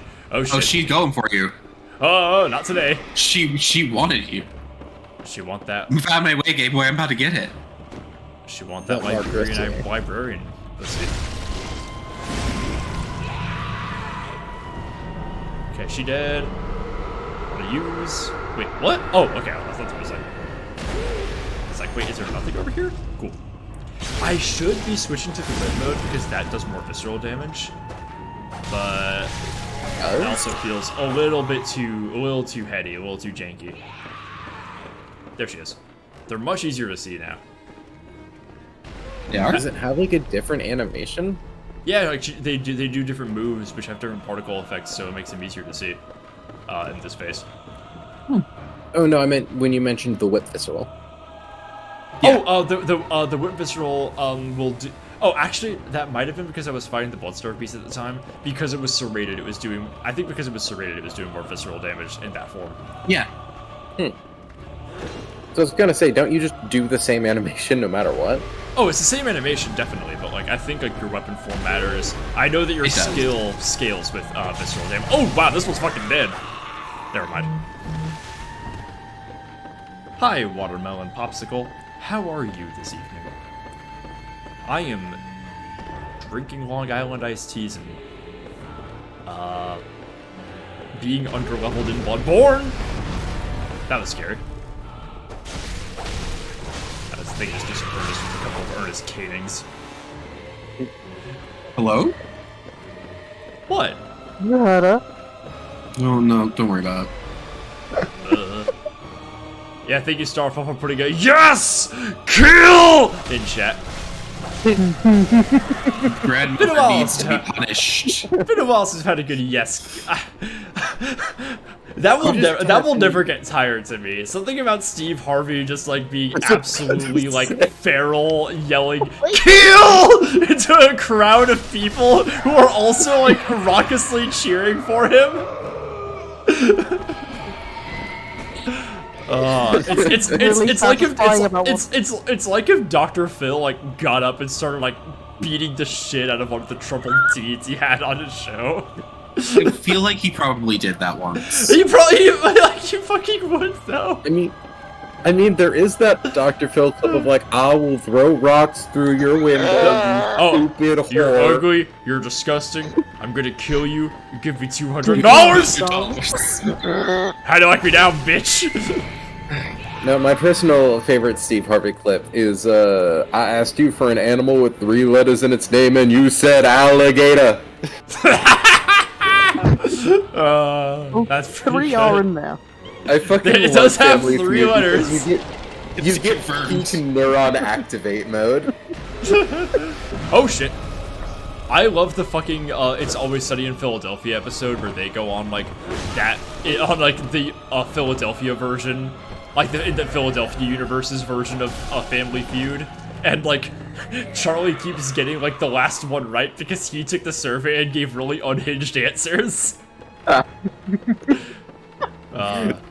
Did another grandma spawn? I know I killed 2. What the fuck? Yeah, so the way that the Witch and Hamlet boss fight works is that if you only kill one, you have, I think, like 40 seconds or something. And if you don't kill the other in that time, the other one respawns. Like, she resurrects the other one. Oh, okay. I thought that there were 3. Because, like, one of them, one of them was consistently respawning. Okay. Interesting! Yeah. Okay. So Got the it. idea is to like, get both of them down low. Yeah. My idea was that there were 3 because they're witches and they come in 3s. That'd be too cool. That sucks. I hate that isn't it. I also hate that you're only reward from. Thanks, Starfall. Only one eye. Yeah, it's the fucking bloodshot eyeball. That's all you get for killing them. But the Rune Workshop tool is pretty fucking important. See, no, I just like the fact that they're literally covered in eyes, and you only get one. Yeah, that's pretty good. So this Just like this you may pluck it once. So this homie is Carol, right? Like, I can only assume. Yeah. I've heard some people say that Carol might be the guy who gives you your blood administration at the start. I don't really believe that. I think he turns into the werewolf that you fight in the clinic. I don't think he's real. I think there's people who would agree with you. Yeah. The problem with Bloodborne is that it's designed in such a way that the cosmology makes it so you can say literally anything you want, and it's usually probably at least arguably justifiable a little bit. Truly the Chapel Perilous of the PS4. Shut the fuck Fucking up. hell! I'm not wrong, though. I'm not wrong. Please elaborate. I want to say you are, but I don't know how to say you are yet, but I know you are. So, April, I'm not going to explain this concept very well, but Chapel Perilous is this concept insight, like the psychological concept, which is mostly touted by like Discordians and people associated with like that kind of like this like late 20th century occult anarchist movement, where it is a phenomenon where you are so entrenched in like wonder and terror in whatever it is you're experiencing, like disinformation, conspiracy culture, esoteric knowledge, that your mind cracks into, as Robert Anton Wilson puts it, stone paranoia or panagnosticism. It's like the precipice upon which you either like, you know, you can continue studying things and like keep being sane. And the reason I say that about this game is that there's so many different ways to interpret some of the shit that happens, and you're given all so many like different forms of like conflicting information and subjective evidence that it is an essential like trying to delve into this game and like divine its lore is its own like Chapel Perilous. See, my thing is, I would say Yharnam is just like it is the Cathedral Perilous, and every single member inside really it is, failed. yeah. All of Yharnam reached the Cathedral, the Chapel Perilous, and just kind of went, time for beast mode. So what I'm Activate understanding, Catholic beast mode. I'm not gonna lie though, given Yharnam, I don't know if I'd say that was the bad choice. Right. April, what were you gonna say? I was gonna say, Chapel Perilous, this dick in your mouth. That was nothing. Nah. That was fucking nothing. April, I I'm was- sorry, but I'm going to have to punish you for being bad at co-comming. Put out your hand, I have to chop off the pinky. oh, I thought it was gonna get hot, and then it got painful. Hey! It can still be high. It's all that all depends on you. Sebastian, I'm taking off your pinky too now. Probably. I'm taking off the ring finger now also. See, it's that easy. No, it isn't. God. Baby. Oh shit! Oh, I can't go to Tomb of Unn. Oh hell yeah! Side quest time. Hey Tara. Hi Tara. Hi Tara. Time for grandma. Time for grandma. Time for grandmother. All right. But Grandmother must be punished. yeah. I don't necessarily agree that there's like two distinct possibilities for coming out of Chapel Perilous. I'm not as informed on this to know what a third would be, but the idea that there's only two distinct possibilities is a little whack. I kind of think it's possible to like remain in that kind of state of like in that state of uncertainty and paranoia as you continue your journey through esoteric knowledge. It's just spicy now, and you gotta be extra careful. Because now you've gone a little fucky. Yeah. Can I actually talk about this? Because I was actually talking. You had an idea about this. Yeah. Sure. Yeah.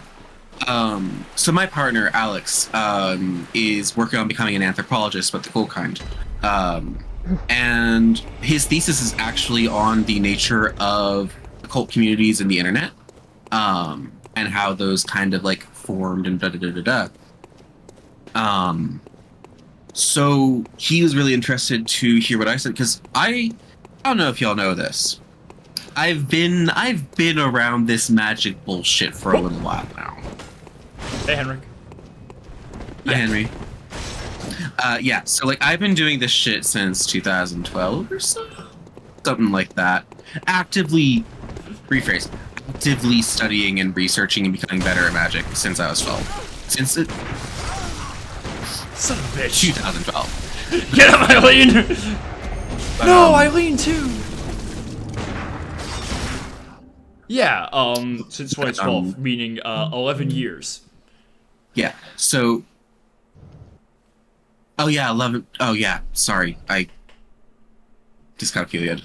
I'm doing really bad by the way. The point is, I've been in a lot of magical communities, and something that I noticed pretty early on, actually, and then that got followed up when I started researching further, is that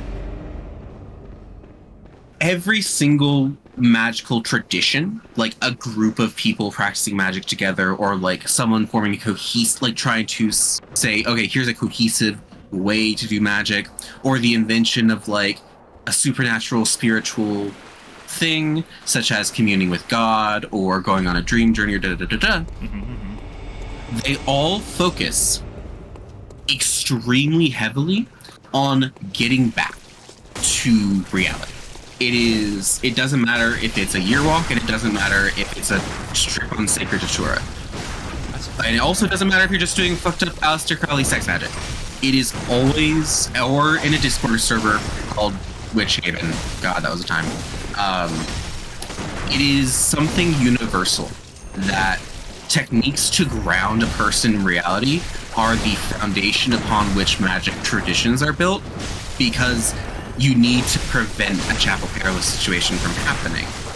Because there is third option that I believe, and that would be the fact that magical traditions exist to induce that state of total paranoia, like to induce a state where you can believe the supernatural exists, to use it for your some ends or other, right? And you need to be able to come back from that. And I just thought it was neat. Yeah, like I think I think there comes a point where you subject yourself to enough enough conspiracy culture or enough like occultism where it's like you start to understand like you understand the logic of no logic in all of this, and there's a point where you just kind of like accept that, like you have to accept whatever you're looking at on its own terms in order to understand it. It is literally you learn to understand why people keep inventing wizards. Yep. Hey, I beat Henrik, and I got no souls. I actually don't think you get too. His drops though. The air rune, yummy. Hi, Eileen. MOMMY. Necessary of you. The panting is We made doing it something with to our me. Be normal. Oh my god. She's human, and this is the Beast game. She's an older woman. I am weak. You know what I'm about. That's right. I did forget that you also have taste. Yep. You know what I'm about. A hunter should hunt beasts. Oh, well, Chat, can I get get a... Okay, I was able to hear that, son of a bitch. Yes, chat, can I see approval? Chat, can I get a chat, can I get a junta? Y'all know how to spell it? Okay. Fortunately, I was actually really looking forward to getting this set because I'm considering this one for fucking Myrtle. Mustard Myrtle. Thank you, Monarco. Thank you, Tara. Y'all know what it's about. We all know that she's talking about fucking military coups. She's not saying hunter with an accent. Wait, what's this? Oh, I respect the idea that she says all of her words with an accent, except for one very specific unaccented reference to a military coup. Yeah, absolutely. Let's see. Let's see what the whole Henrik set looks like on a real. She says banana perfectly normal. Oh wait, this might rock actually. Let's Mustard Man. Let's change this hat Mustard real Man fast. Myrtle. Let's see what no hat. Oh baby. Mm, Oh, this kind of rules. No. You're not liking it? You're not liking it? You would need to mix and match further. It does not. It does something about it. It's you know, it's the lack of being black and white. That's what's doing it for me. Okay, well let's try the hat.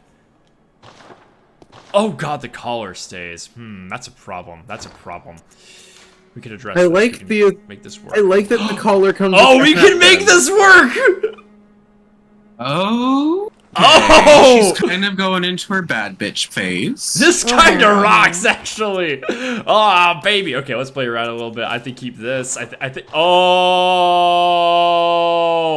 You know what? Don't touch it. Don't touch it. You made it. This comes. Yeah. This is such a good sunset phase outfit. Oh hell yeah. This is Myrtle getting used to Yharnam and hating it. Yeah, she's getting fucking drenched in the stench of blood and beasts now. Let's see, where are we going next? We could go fight Amelia. I haven't done that. I played around with runes. Let's do one more prison run real fast. I'm not gonna fight the Dark Beast Pearl because it's hard. But like I just have trouble with that. Even when I was good, even when I was like high leveled, I had a lot of trouble with Dark Beast Pearl. That's just how it is. He's a boy. He's a spicy boy. He's a little sharp. Hey, Jack. He's handsome. I won't deny that. Wait. Oh, I went to the. This isn't the right place at all. This is the exact wrong place. Well, no, I mean you are still in prison. Just the other kind. I'm not in a physical jail. I'm in a prison made by my own mind. Hang on. What's this? I'm getting a little thing on my phone. Oh, it's my good friend Michel Foucault. He's asking for my location. Okay, well, I'll get back to him later. What? The jokes on these streams.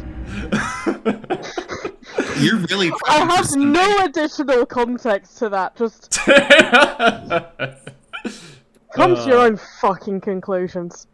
What were you saying, Laika? You're really prepping for Sunday, aren't you? Oh, baby. Yeah, and Shadow, I have a fun little event that's going to be happening soon. I'm not going to say too much about it, but I will say it does involve me finally getting around to one of my single favorite games I've ever played. I won't say which, but Stardew Valley. Yeah. Pokemon Pinball Ruby and Sapphire for the Game Boy Advance. I will go out of my way to find. Why did you specify for Game Boy Advance as though it's on other consoles? Well, Pokemon Pinball was on fucking Game Boy Color originally. Yeah, you but Pokemon Pinball Ruby and Sapphire wasn't. Yeah, no, for the Game Boy Advance. Was it called Pokemon Pinball Ruby and Sapphire for the Game Boy Advance, or was it just called Pokemon Pinball? Yes, it was explicitly only on the Game Boy Advance. It was on the box. It was on the Game Boy Advance. April. When you go to an art museum, do they not tell you the medium of the piece you're looking at? On that note, I've got to head out. Later more. We're about to leave before the schism happens. Always been lovely hanging out. Tear each other to pieces with your teeth without me. Goodbye, chat. Goodbye. Rip each other's dicks off. Later. Good job escaping, but you still can. Alright. I would emulate the fuck out of fucking Pokemon Pinball if I knew where I could find it. No, but like, I'm sure you can. I'll have to find an occasion. That's a deep nostalgia cut for me. But I think it might be getting added to the Switch Game Boy Advance thing that they're doing. Oh well, I'll be able to play it, but I own a Switch Lite, so I won't be able to stream that. But I'll definitely be able to play it, which will be its own. Honestly, I might not even want to extract that game for content. It's just perfect as it is. I want to play that shit. Yeah. Oh, God, so here's my humble opinion on why Nintendo should hire me and pay me $10 billion to do so. Are you ready? I mean, no, but that's not going to stop you. True. So for literal years now, I think like over 5, I have had an idea. Based on it was around when Pokemon Super Mystery Dungeon came out. Actually, that I had the idea. That was the mystery dungeon game. All the Pokemon, right? My idea is to create the final game, final Pokemon pinball game called Pokemon Pinball Arcade. And what it does is that it has a machine based on every mainline Pokemon game. Okay. So it's like the national dex of pinball, right? You can have fun gimmicks for each one. I like the start of this. Keep going. So it would be a Switch game, and that's because when new Pokemon generations are released, you can add new Pokemon pinball machines as DLC. See, well, I think it is conceptually interesting, you kind of run into an issue where some pinball machines natively have less content than others, because we have Generation 5 immediately followed by Generation 6. Well, have you considered instead shoots you with a gun and runs away? I didn't. Yeah, didn't think I you hadn't would. thought of that. Checkmate. Oh, actually, I know what I am gonna do. So, we basically only have Amelia to go do, but I have one other. I have one little fun detour before we go do that. So there's a couple of hunters nearby. I'm gonna go give them the business. I need to practice my ability fighting human enemies. That Henrik fight was pretty yucky. I was really leaning on Eileen for that one. I'm not looking. Actually, by the time I get to Bloody Crow, who I am going to fight again, I should probably be like pretty well built for fighting human enemies. I say that every day. I look up, I wake up, I get out of bed. I can look fight in the some mirror, humans. and I say I can fight some human type enemies. As it daily And then I do. affirmations. Affirmations. What the fuck was I gonna say? Your righteous modifier does extra damage to enemies of the church. Okay, I got us. This fit kind of fucks. Actually, you know what? I'm gonna play around with it a little bit more because the Charred Hunter gloves are also pretty rad. If you look at them very closely, they have fucking chains on them. I like the contrast far more. The Put contrast on. was pretty good. I'll try the pants though, because the pants had some pretty good boots on them. Let's see, Charred Hunter trousers. Oh, another like weird pirate boots. Fuck that shit. Let's try the Yahargul boots. Go with a skirt. Oh.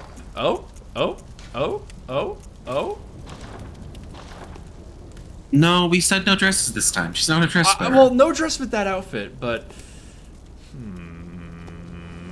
This is a future character. I like the you know, I'm gonna play around with the space world because I like the touch of refinement on this that it gives. And I like it better than the doll skirt. We already had had Tarek who was a main doll skirt girly. I mean, you have to remember, so she is a form over function woman. Ooh. And dresses are not made for hunting beasts. Well, I respect letting that man cleave you to death with his large scythe. Yeah, I also love. Well, dresses are a form. They're not a function. Yeah, that's the. I think that's consistent, right? I mean, though, I think lore-wise, the dress actually might have a function in that sort of, like, 1400s plague doctor, the long clothes keeps the blood splatter off of you kind of way. All right, you made a good argument. All right, let's go. Yeah, okay. I actually do love how the Yahargul boots match this. Yeah, this rules. Let me make sure. Okay, I got the gloves. Fuck yeah. Fashion. Oh, I need to power up my cane? You are so right, Doms. I completely forgot to do that a couple times. I have some cold blood. Let me, die, I guess. Bye, Jack. Bye-bye. Hi, Ink. Hi. Oh, Ink is here? Yeah, Ink just showed up. Hey, bestie. Hi, Wolf. The, oh, you call it a wolf. That's so cute. The function of the dress is to look hot and scary while killing things. Yeah, that's also a good argument. That is that. Yeah, you know what? You wouldn't have even need to tell me who said it. That is. if I just read that, you would have been like, wolf's in chat. Yeah, I don't call them wolf. I call them wolf. Well, I know you do. Fucking barks at you. Where's Adela? Where's Adela hang? She hangs out down there in the corner, I believe. Down there in the spot? Light? Oh, What? Sorry. thank you very much. Trish Bow, female. The town together I can. But the only thing is my own. If it was, Yeah, thank you. have you? Oh, I have Ariana's blood, so she won't give me hers. Well, what the fuck ever, who cares? Okay. Blood cheater. Ariana was here first, fuck you. Oh, you know what, let me just use all of these. So I'll get some. Oh, baby, okay.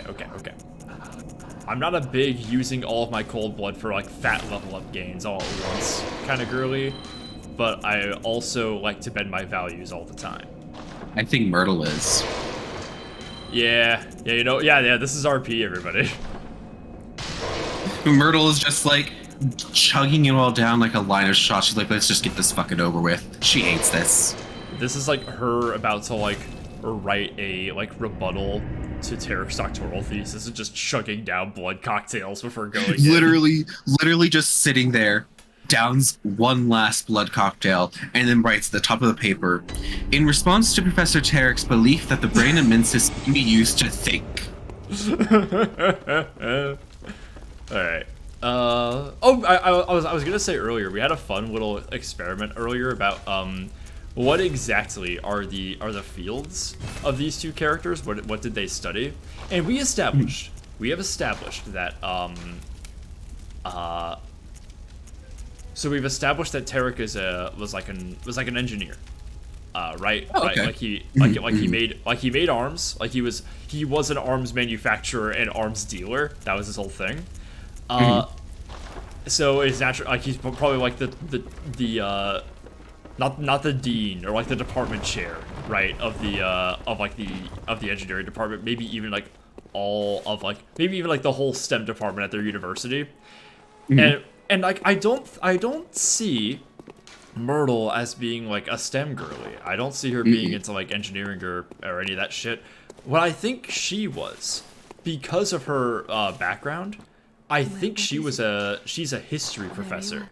I think she has very strong feelings about like military history also, which Tarek also does because he likes guns. So like she just kind of thinks all of his opinions of like he keeps writing all of these like fucking like peer-reviewed journals about these events in military history that he has no right to study, and she hates that.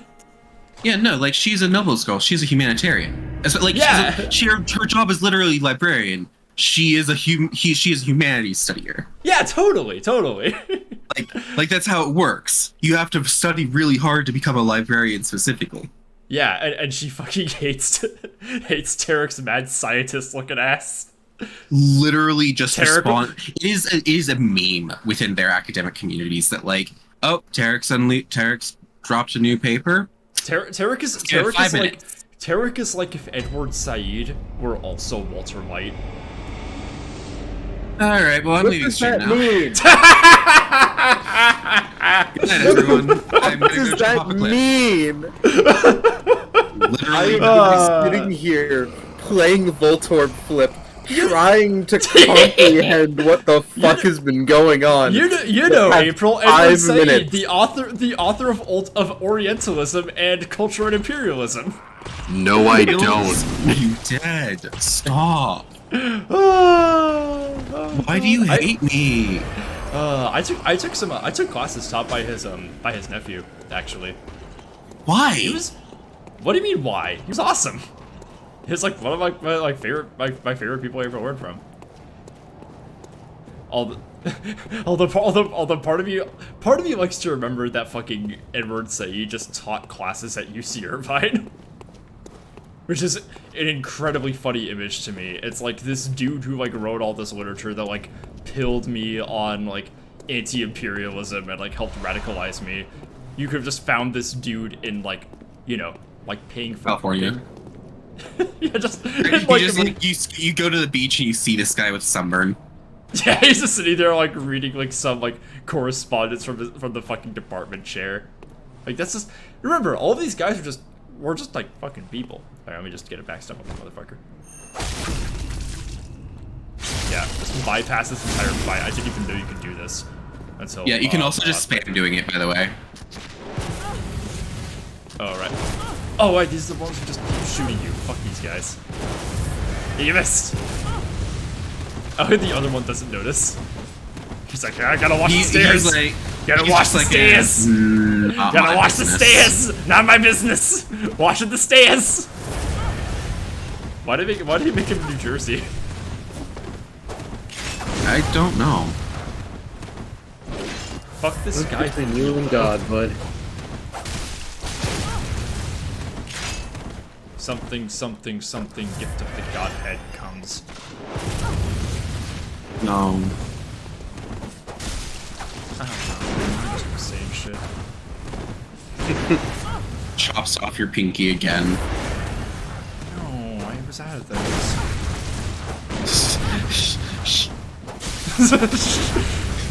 Oh, just go back to sleep. Go back to sleep. I'll remove the finger. Wow, wow, you like that, didn't you? Yeah, that was great. Pinky cutting off based. Yeah, let's do it again. With me. Alright. That's so stupid. Chat, y'all better make fucking clips of this. This is great. Alright, let me just... Oh yeah, this is the bitch with the shield. Oh, you're right, I can... I guess I can't spam it. Whatever. If you got the tang, right? It's not a fight anyway. Fuck this dude. Yeah. Wait, oh, he's still alive. He has a shred, yeah. That's disrespectful. Get fucked! Get fucking pinky, dude! That was teabagging. Get out of here! Oh, baby, that was great. You have discovered how to teabag in Bloodborne, a game without a crouch. So, like, have you ever found this? Have you ever come to this area before Moonphase? No. Have you heard maybe. So yeah, have you heard what these guys say? I might have. With blood. Bless us with blood. Okay, how about the other one? Hopefully something with something a bit more conversational. Bless us with blood. Bless us with blood. I definitely have not. Yeah, that's really interesting to me. It's like we're very, very close to the chapel that leads to Yahargul also. Right between that and the cathedral. I wonder who they're more associated with. Same for the benediction. Oh, yeah. I mean, same difference. Interesting. Oh, birds.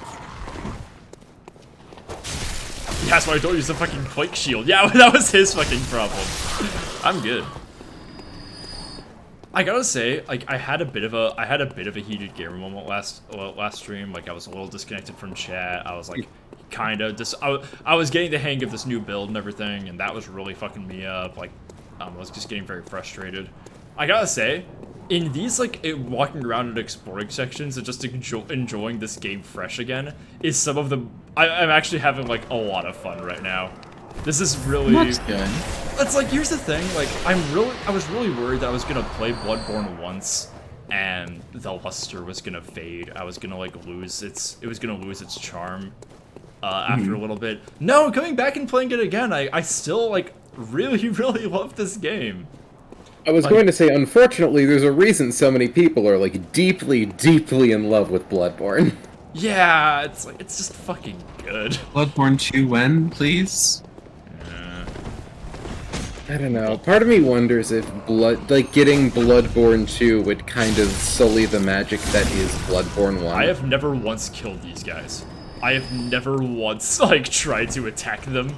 I've just always ran around. Oh right, they do frenzy. I forgot about that.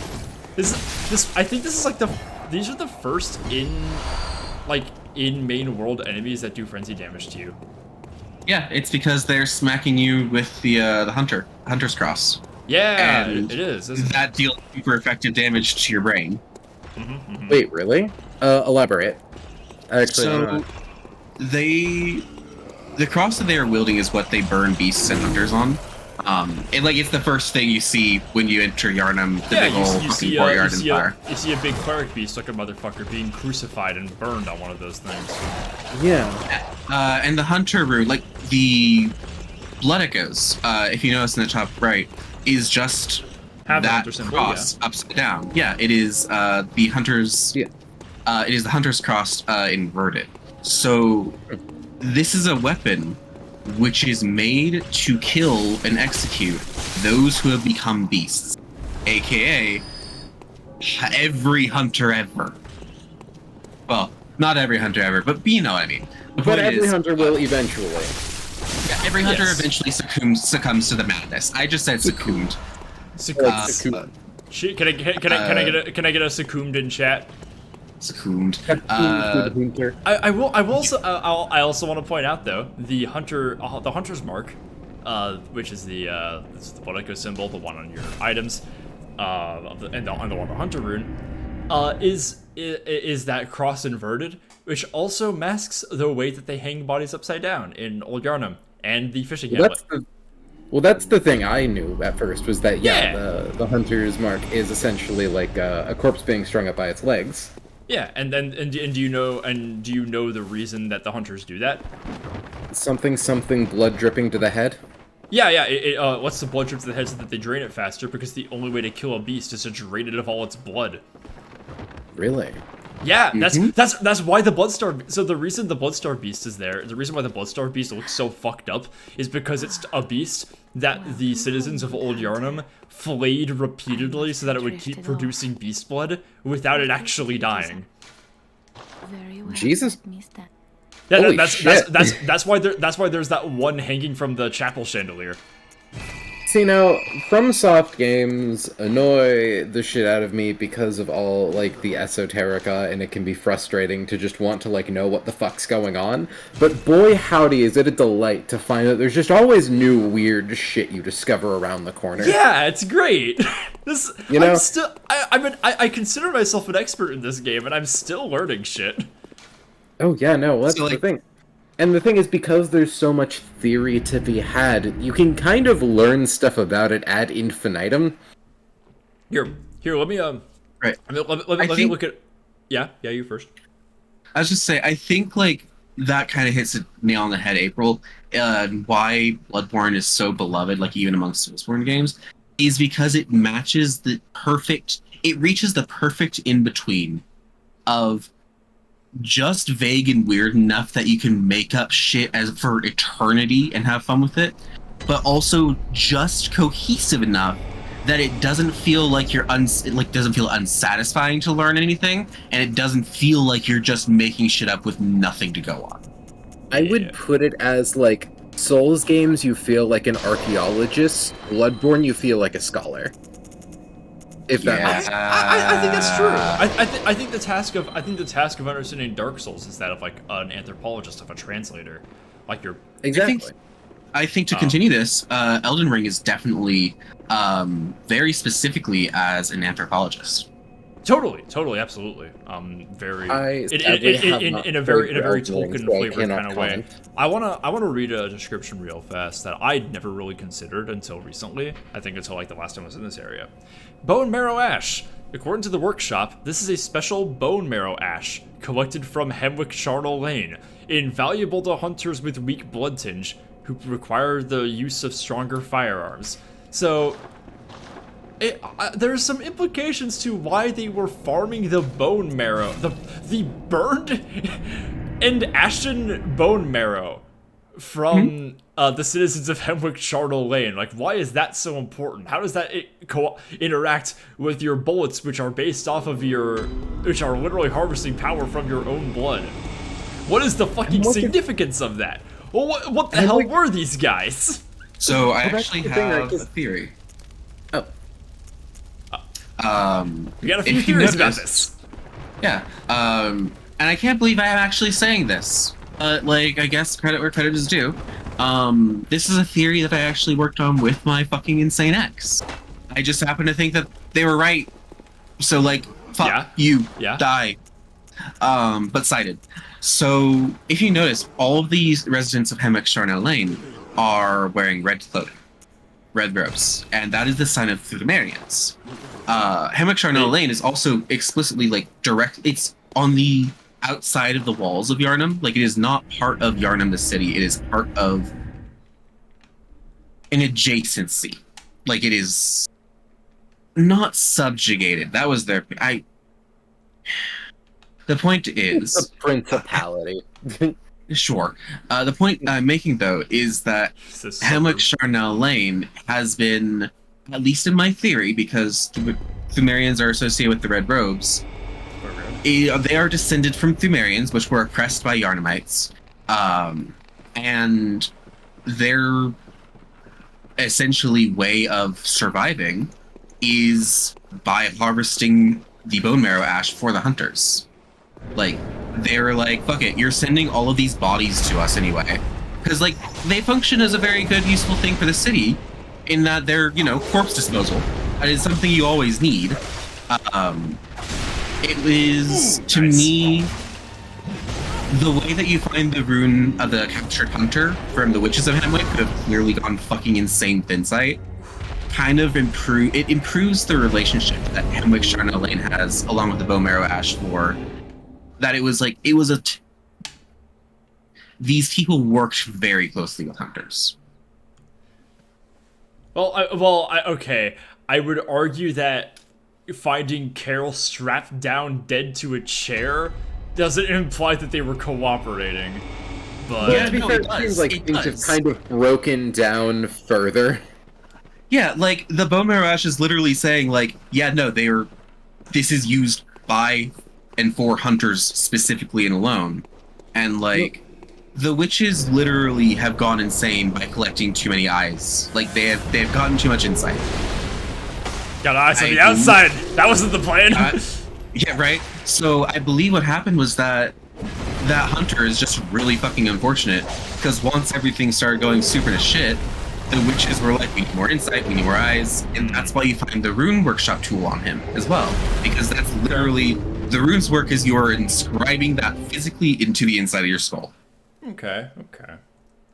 My kind of thing with Hemwick Sharna Lane that I'm interested in, I think, like, I've always considered it was connected to Canehurst. It is, the village that is outside where the carriage shows up.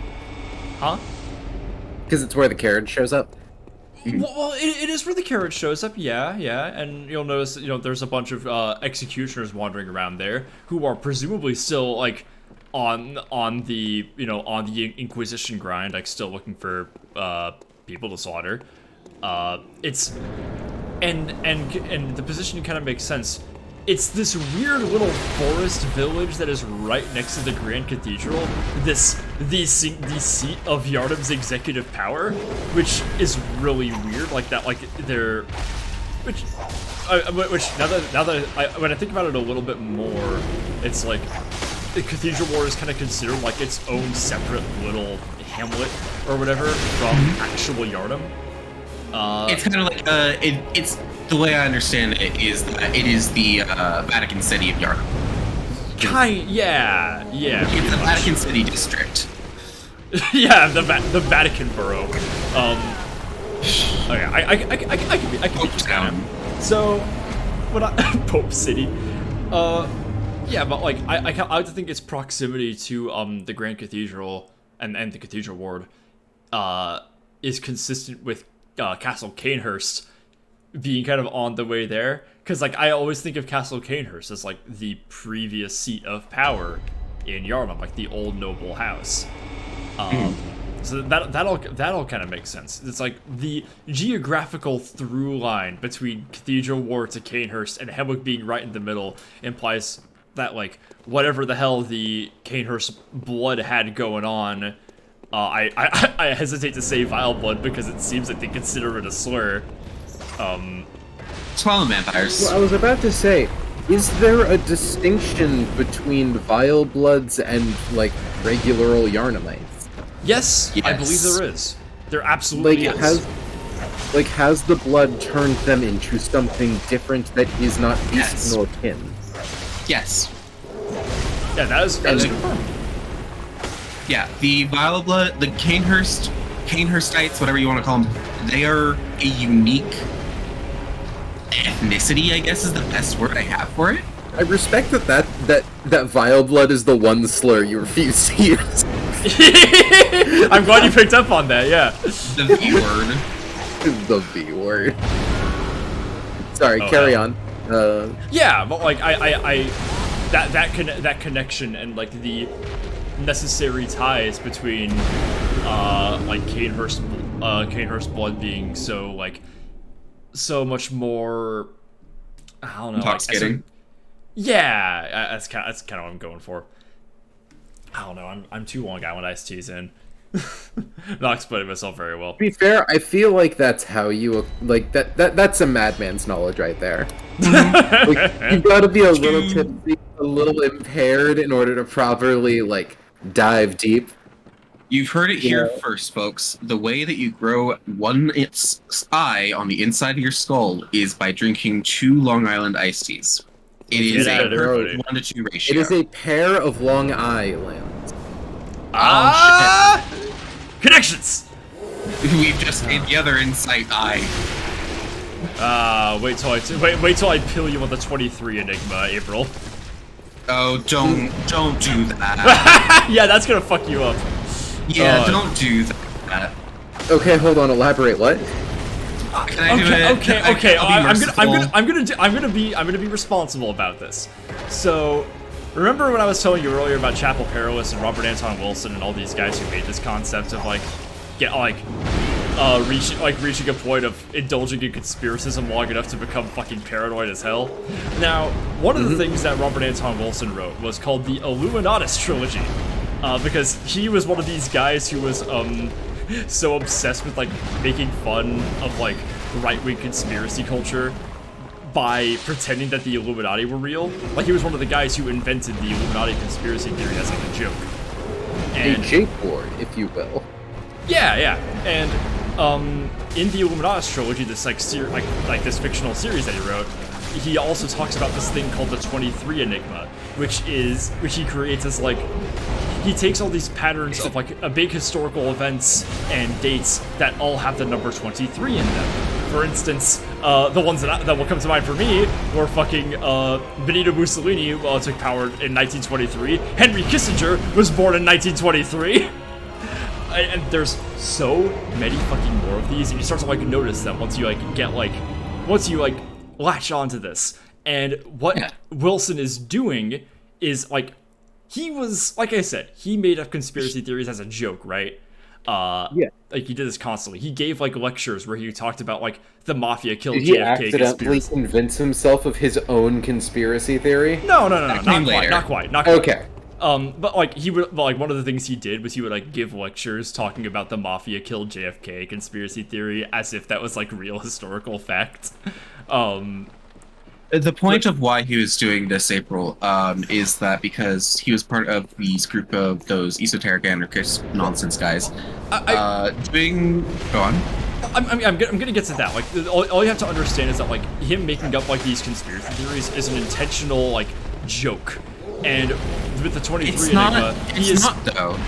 It's not quite okay. Well, what he's doing with this is he is pulling your pattern recognition brain by connecting all these things to 23, which don't necessarily have any fucking thing to do with each other.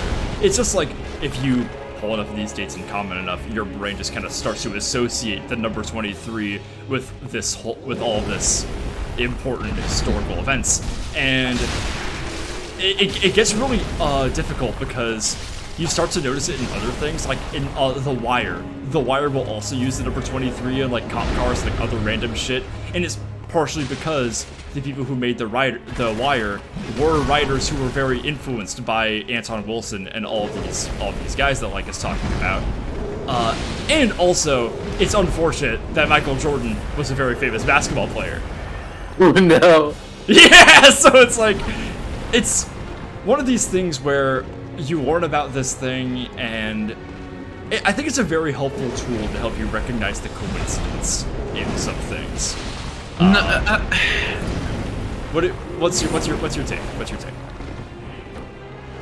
My problem is that you're kind of conflating Wilson's other projects with the 23 conspiracy, which was an explicit it was part of Operation Mindfuck, which was an explicit attempt to force the general American public onto Chapel Perilous, which we were talking about earlier, in order to essentially incite anarchist rebellion. Yeah. Accelerationism through conspiracy? Yes, that is literally what Operation Mindfuck was trying to do. By faking the Illuminati as being quote-unquote real, they were essentially trying to force people to either become super, super paranoid or pan-agnostic, like you were saying, Yeah. I was trying to like explain the tactic, because if you understand that, like, yeah, but I guess, yeah, you're right. I should have explained some of like some of why that is very, very important, because I find this shit interesting. So all of these guys that Wilson worked with were part of these groups called the Discordian Church, who were kind of a, I've seen them described as a parody religion similar to the Church of the Subgenius, which I have a fun story about. The Subgenius. So when you're really smart but like to get whipped. This fucking guy comes in my store, like being kind of like an annoying annoying boomer, and he orders a Jack and Coke. I work at a Starbucks. And I'm just like, okay. And he says, okay, give me a dirty and dark. Which is nothing. He just gives up and orders a black coffee. And like, y'all know how I look. He takes a look at me, like as I'm getting the coffee, goes, so what's the name of your band? And I'm like, I'm really, really annoyed by this, so I just decide to start lying to him, and I say the Church of the Subgenius. I'm sorry. I'm sorry. That's a really funny joke, though. I know, right? What's the name of your band? Baby. So, April, how familiar are you with the idea of chaos magic? Honestly, if you give it to me in the nitty-gritty, probably is something I've heard somewhere. But like, I do not marinate in the pools of esoterica like y'all do. Micah, you'll explain chaos magic as a concept better than I can. You want to take part on this? My I can explain the Discordian, so you got this. My knowledge of esoteric shit is like being able to navigate your way somewhere via memory as opposed to knowing street names. Like, I know things, but I could not for the life of me put a name to any of them. I gotta say, based on the way you just described it, it's better than you think. You're doing all right. Anyway, well, Micah, you wanna give us the spark notes? Okay, just a second. I have to download chaosmagic.exe. No, sorry, I was putting on chapstick because my fucking lip is splitting into 17 pieces. I couldn't talk more without hurting. That's actually the way you acquire knowledge about chaos magic. Every time I apply some chapstick, it helps me learn another funny little way to start an information hazard. No, you misunderstand. The in real life version of Insight for chaos magic is your lips cracking. Ah, right. That's why I was able to read the Corpus Hermeticum while my lip was split. Okay, that makes sense. Mm-hmm. Every book you read about chaos magic gives you another lip split. It sucks. Don't do chaos. Anyway, so yeah. Pardon the mental strain and paranoia. The fucking the dry lips. Get that So actually on topic about chaos magic now, though. Yeah. The joke time over. We already were though. We already were. The trade-off for learning deep arcane lore: genital herpes. I mean, that's that. I'll Hey, get get into enough sex magic, and that might be real. No, yeah, I will bring that up after I talk Spark Notes of chaos magic, because that you are unfortunately less joking than you want. So the Discordians the Discordians are a specific branch of chaos magic who worship the Discordia. But chaos magic as a whole is focused weirdly on a lot of psychological psychological ideas, mostly revolving around the subconscious. Most ways to practice chaos magic involve somehow being able to like tune in, quote unquote, to a subconscious, or like to repress something so hard that you don't remember it, and then because that's how chaos magic sigils actually work. You're supposed to create the sigil for the something, and then you're supposed to purposefully forget what that sigil is for. You aren't like it's interesting how it interacts with these fucking Illuminati guys, Operation Mind fucking Chapel Perilous, because chaos magic is kind of just one big Chapel Perilous. You are constantly keeping yourself at the very edge of just going fucking losing it. Yeah, that's pretty much it. I can't go into more detail because I'm not Riley. Yeah. Or CD. Doms, I love that you just have a fucking Illuminati pyramid emote. That's probably conspiracy theory. As for your genital herpes joke, do you want to learn some stuff about magic? Will it give me genital herpes? Is this a sex magic thing? What have we got? I'm so curious. Look, my Tinder game has been fucking rancid lately, so let's go. Great news. This won't help. But it will give you genital. Before you finish, apparently that Illuminati emote is just a global Twitch emote that everyone fucking has. No. That's how did I not know about this until like a second ago? This feels like a mistake. Oh god, I'm about to start drawing triangles, motherfuckers. So sex magic. So the relationship that genital herpes has with magic, fucking bell ringy lady, is. So here's the thing. I talked about magical traditions earlier, right? Like, we just keep inventing this shit. This fucking guy. The problem is, we're also a species which has tended to create hierarchies. Like, and the nature of teaching magic is very much like, someone is literally telling you how to cast Fireball, and you just kind of have to trust that they know how to cast Fireball, right? Mm-hmm. It's a very, very, very appealing place of power for those who would use that ability of absolute authority in the same way that police would, for example, or priests do.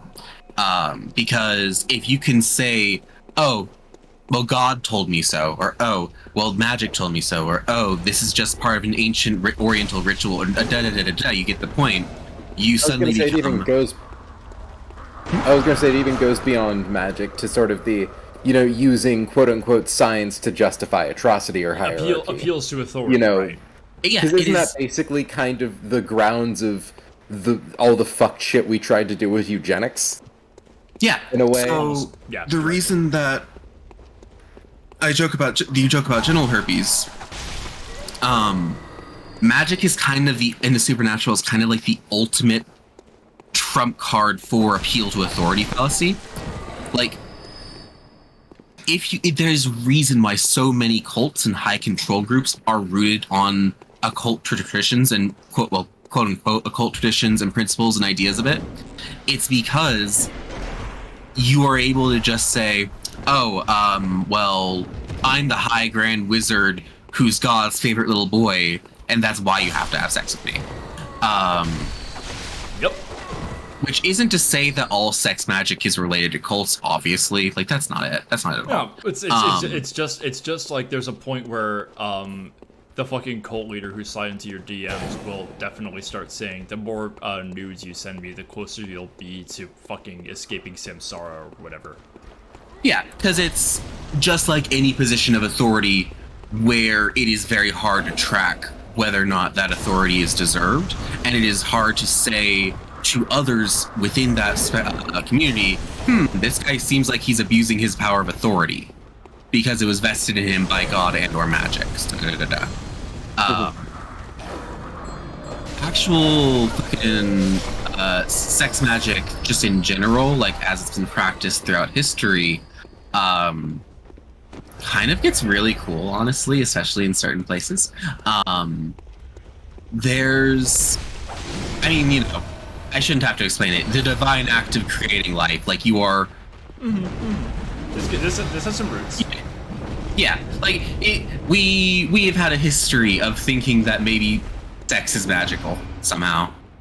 It at least feels good, which I think is probably a psychological reason more than anything that why people think sex magic. Like if anything feels good enough, you might just conflate that thing with some higher power. Like, Yeah, you fuck should it, make why it not? up. You can justify doing it more. Totally, yeah, Yeah. yeah. Yeah, And this like, is honestly, why, which, yeah. and this is why everyone in chat right now should send your nudes into my DMs. That way you can get closer to escaping samsara. That's also why everyone should send me their nudes, because all of this is bullshit, and you guys can just have sex without making it magic, and it's fine and fun and good. No, you can't. I think you can though. Literally, I don't think that scares me. That's the scary part of the Halo. sex magic is just extra steps. You can just fuck. I like the idea of that being your review for like the fucking Chantric Veda. Yeah, it's like who cares about any of this shit? I'm just Right? Like just on the Barnes and Noble shelf where they always have the tantras, and it's just like on the top where they put the review. It's just like y'all can just have sex, you know it's that, like, right? It's like none of this is gonna help me get any more pussy than I was already getting. It probably would get you less pussy. Yeah, literally. Like you are literally self-selecting to have less pussy. The person who wrote this has like been on a 9-year dry spell. To be fair, though, the pussy you do get, though. That's true. It is some, dare I say, they/them quality shit.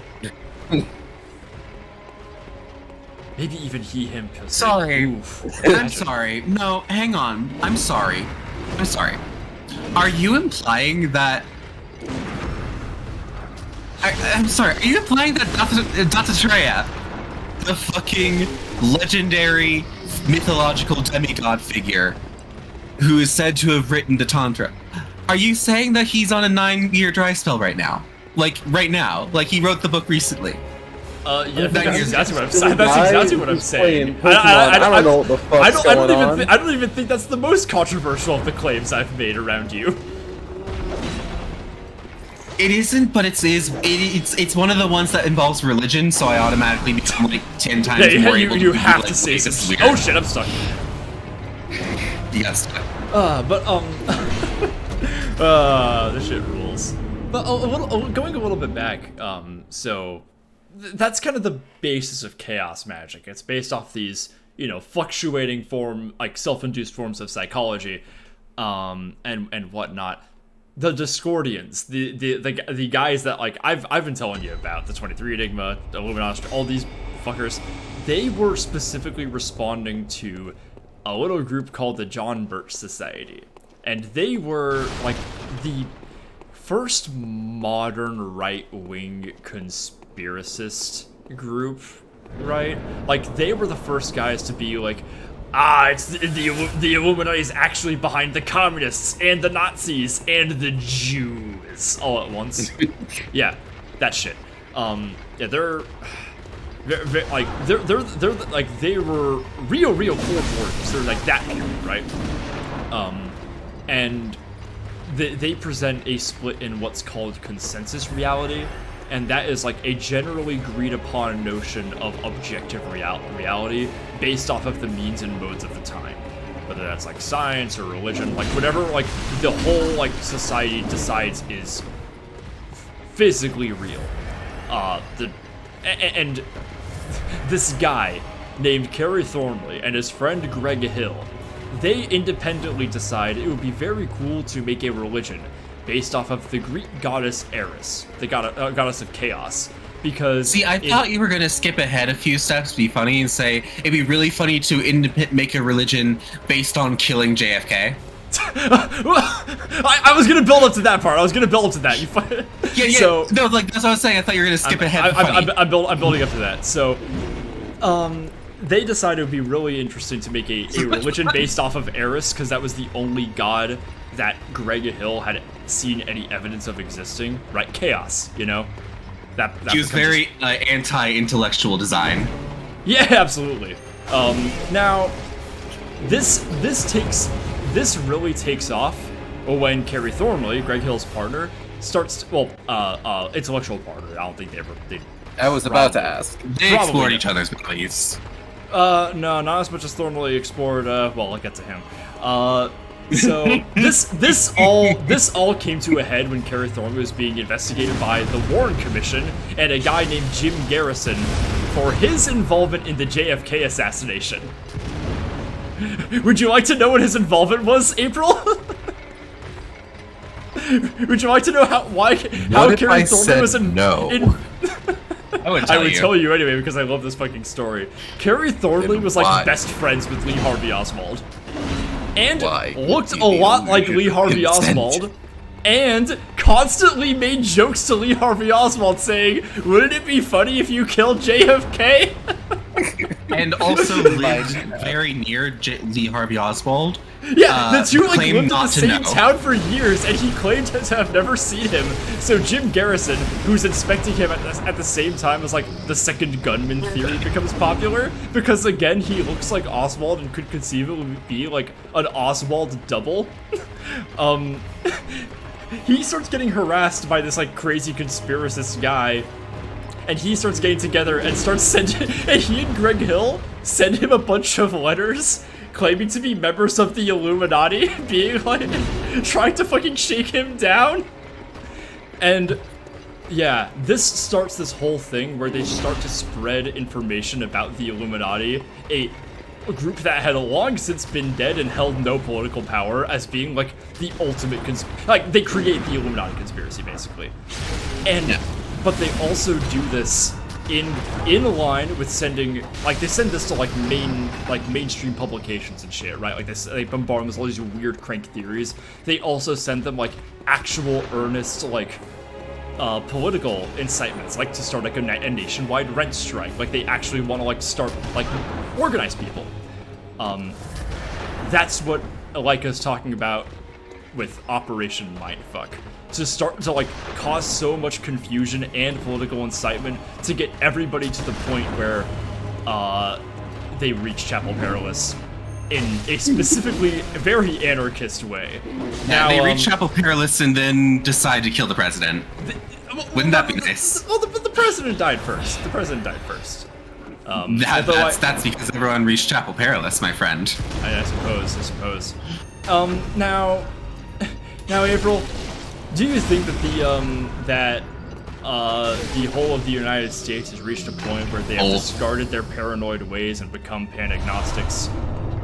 Well, as someone who doesn't know what pan-agnostic means, don't believe in jack shit. You don't believe in shit. You don't take anything at face value. You question the information that you receive and do not take it seriously at first based off of authority alone. So not a nihilism thing, a hypercritical thinking thing, basically? Yes. That's no. Right.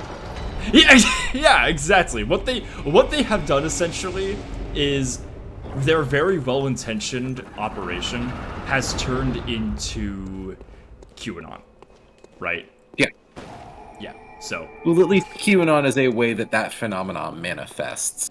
Absolutely, yeah. It has caused so much confusion and so much disorder in the American psyche that has really provided the tactics of spreading conspiracist thought to en masse, and it hasn't gotten any less easy to spread this, right? It's only gotten easier to spread conspiracist thinking. Because it's kind of the phrase, you can't logic someone out of a situation they didn't logic themselves into. And yeah, literally. That's a good sentence. You're so right. One of the things, because in a way, it's like they have quote unquote logicked themselves into these philosophies, but it's like entering a loop that closes behind you. Because anything provided to disprove the conspiracy is thus further evidence in favor of its existence. You are really getting this. Yeah, you're touching on this this idea that Robert Anton Wilson, before he became a Discordian, was the associate editor for Playboy. We did mention this earlier. For Playboy magazine? Yeah, this is like the main guy I'm talking about. He's probably the most influential Discordian. Like he's not like Thornley, who's like the main founder. Greg Hill is like the ideological founder. I don't think I'd say he's the most influential Discordian. I would say he's the most influential founding member of the Discordians. Yeah. So he works for Playboy magazine while this is all taking off, and he's getting all these crank theories, and he finds it very funny because he's like naturally kind of in line with these guys, and he reaches out to Thornley and like learns about what they're doing, and is immediately on board. He's like, "Fuck yeah, I'm down for this project." So he like leaves Playboy to become a Discordian. One of the things he talks about is a reality tunnel, which is exactly what you're saying about like where you believe in a certain mode of reality so strongly that all information you receive, regardless of whether or not it's contrary to that, will enforce your notions of reality. And like logic and facts, facts and logic will not beat you. Like it will just like you will find a way to distort it into your own narrative of reality.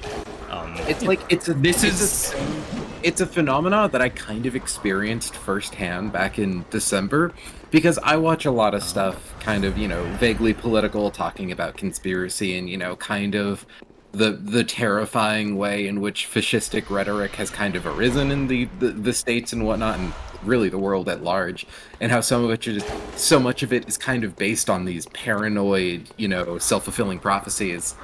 And in a way, I'm like, okay, but if you talk with someone one-on-one, you can logic, you can kind of get someone out of a dangerous mindset. And were either of you two, did you ever hear about the Balenciaga drama? Yeah, I feel like I have. did. Give me the gist of it.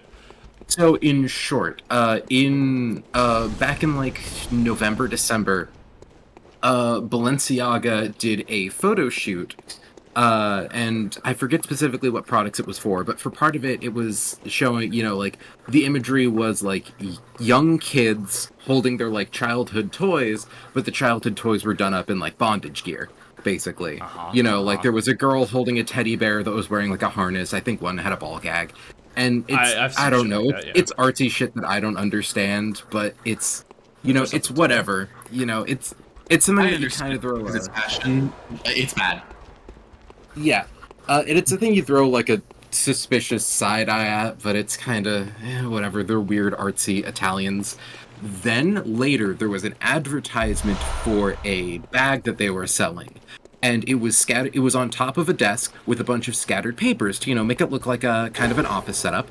Make it look professional. One of the papers was very clearly the ruling of a Supreme Court case over, like, the legality of child porn, basically. And people started going, Balenciaga is run by a satanic cabal that sacrifices children. The ultimate shit.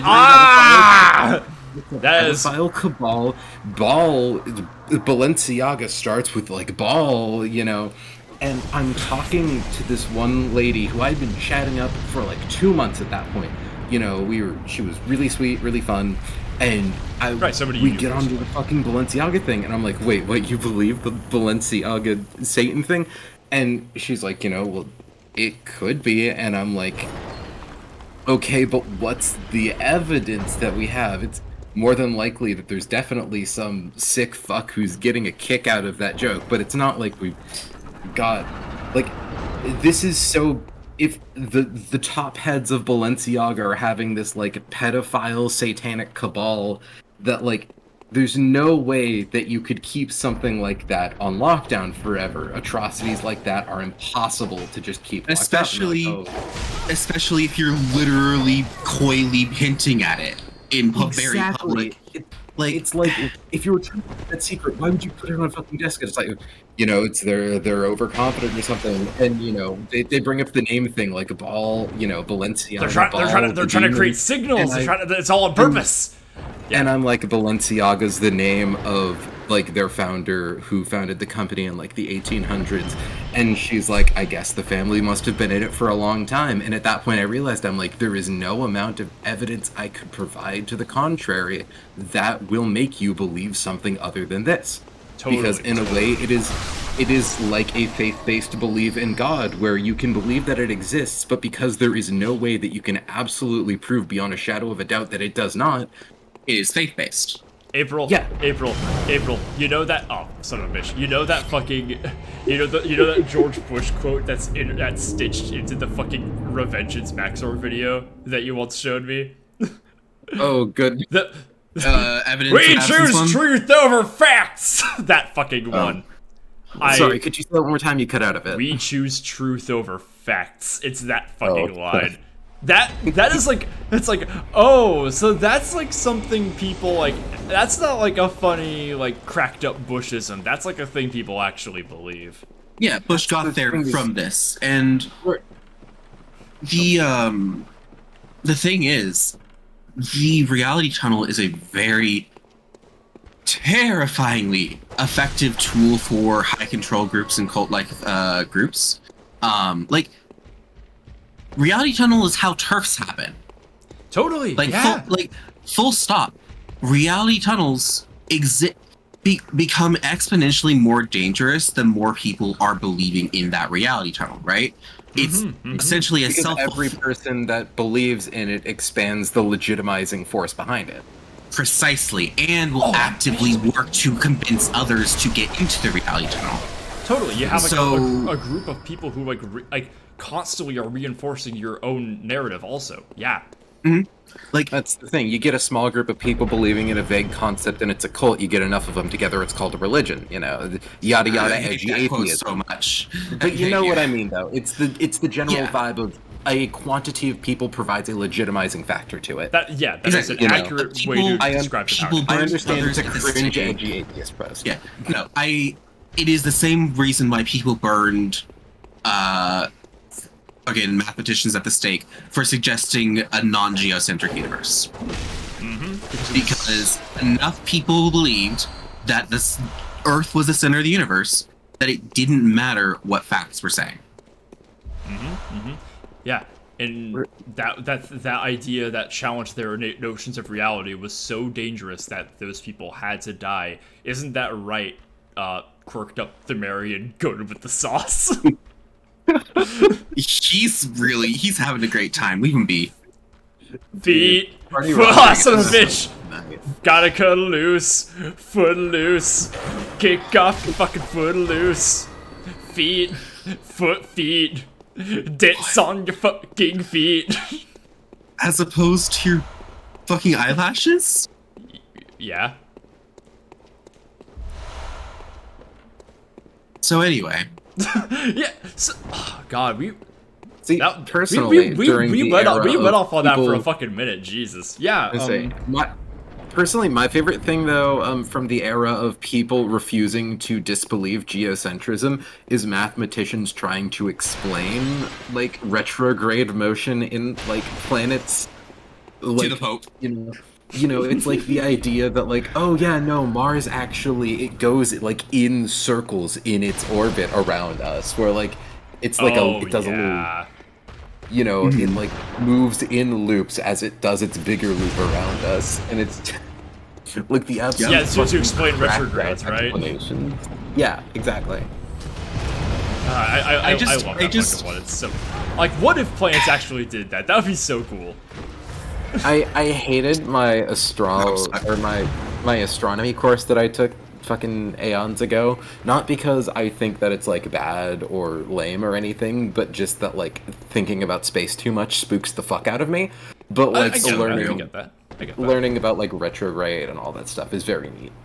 I've always had this I don't know if it's like agoraphobia, but like as a kid, sometimes I would just look up and my soul would be gripped with this like terror that like what if gravity just flipped? What if I just fell into that right now? And that is something that still gets me as an adult. You would hate the Outer Wilds. Hey, April, I have terrible news about a great podcast. Oh no. You should listen. You should definitely listen to the Magnus Archives. Oh, I've definitely. I'm trying to pill April on the Magnus Archives also. I've been working on I've this. never heard you mention. I know I've heard you mention the Magnus Really? Archives. I've never talked to directly this about me. you. Well, I know of the Magnus Archives. I'll start. We'll start pilling you about this right after this boss and right after I loop this conversation back around a little bit. So Unfortunately, This- as someone with like this is where I leave, unmedicated actually, though. anxiety issues, Oh, I you're try to skedaddling. avoid acting. hang on. You're skedaddling, Micah? Yeah, I love it. It's been nearly 3 hours. It has been, yeah. I'm going for about an hour and a half more, but that was a lovely little bit, Micah. Thank you so much. Yeah, thank you so much for having me. And April, it was lovely meeting you. Yeah, no, it was lovely to hang out with you more as well. Oh, right, I'm being petty. I'm being No, petty I- and delightful. No, I forgot that we already met.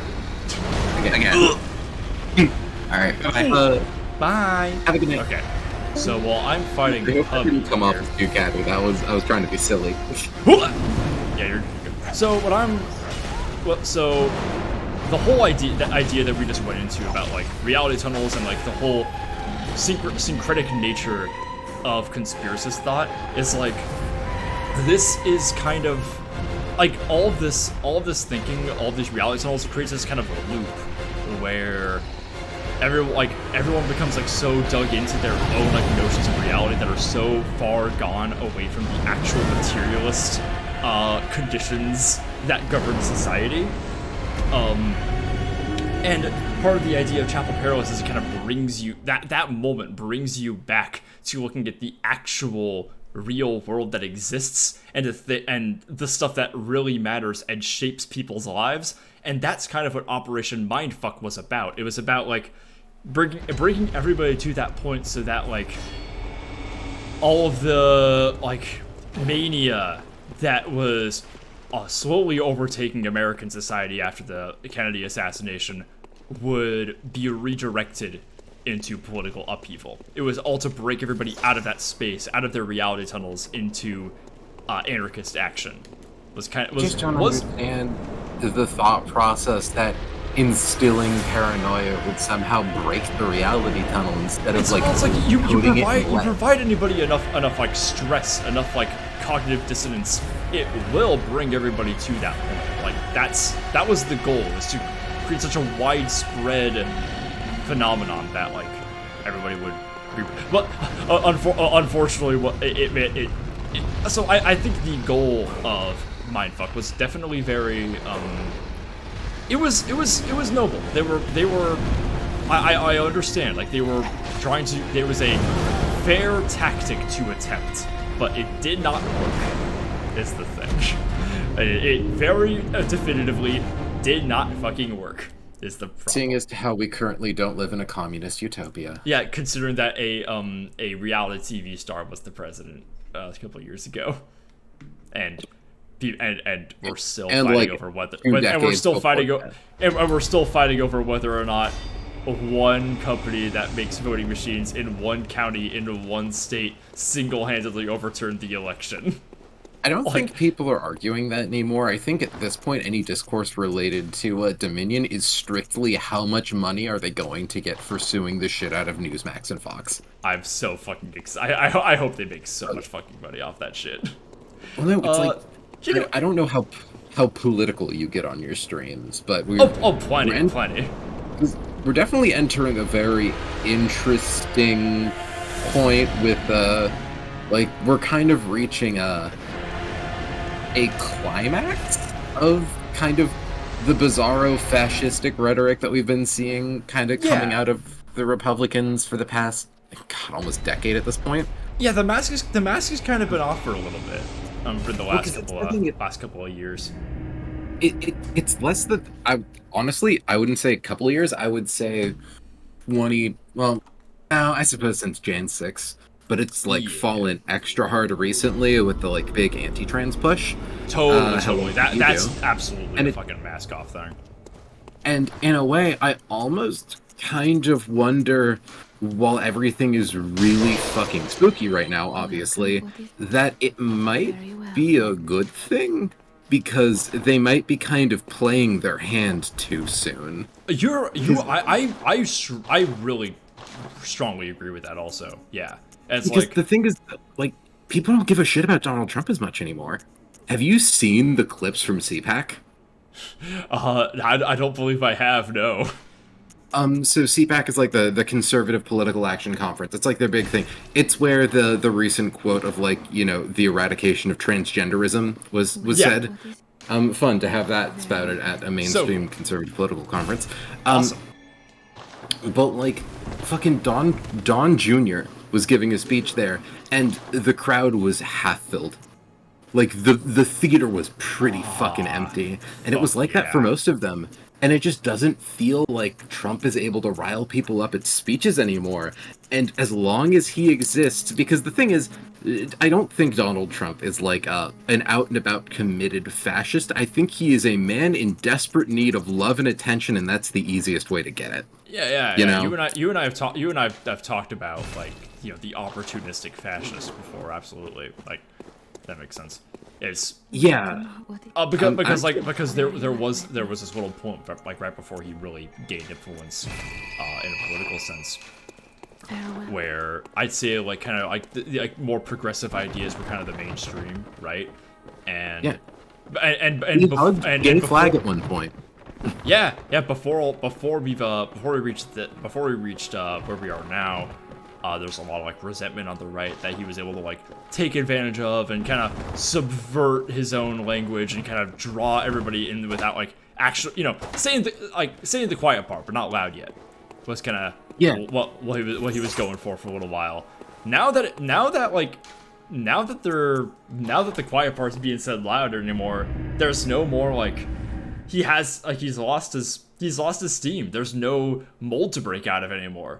That's the thing. He's no longer the outsider coming in to shake up DC. There were plenty of like centrist or even center left leaning people who voted for Trump just to throw a hand grenade at Washington. But it's like he's just as establishment as everyone else. He's also like the most. He's the most. Oh fuck! What's it called? What did Ronald Reagan have? Like the brainworms, not actually brainworms. He had Alzheimer's later in his life. The most Alzheimer's president of all time since Ronald Reagan. I've always kind of thought of like, oh god, I've always kind of thought of like Joe Biden as this weird amalgam between like Alzheimer's period Ronald Reagan and Jimmy Carter. Yeah, like the problem is that it's kind of hard to tell because Biden actually does just have a stutter. Yeah. Like he has a speech impediment, so it's kind of hard to... Because he has sleepy old man energy. But it's like, no one was ever rallied up behind Joe Biden. Joe Biden was not a candidate that inspired the people who were able to beat Donald Trump through us being determined not to lose to Trump. God forbid we get someone we can, like, kind of appreciate putting into office, but also like Trump demands attention, will not back down, and will not conform to party lines, which means he's going to yank, because while he doesn't have the same like mass appeal that he used to, he still has this kind of cultish devotees who will vote for him no matter what because they literally think he's like divinely ordained. But like the cult of personality. Yeah, exactly. And like Ron DeSantis is popular in Florida, but I don't think he has the raw force of personality that Trump did back in the day. So I just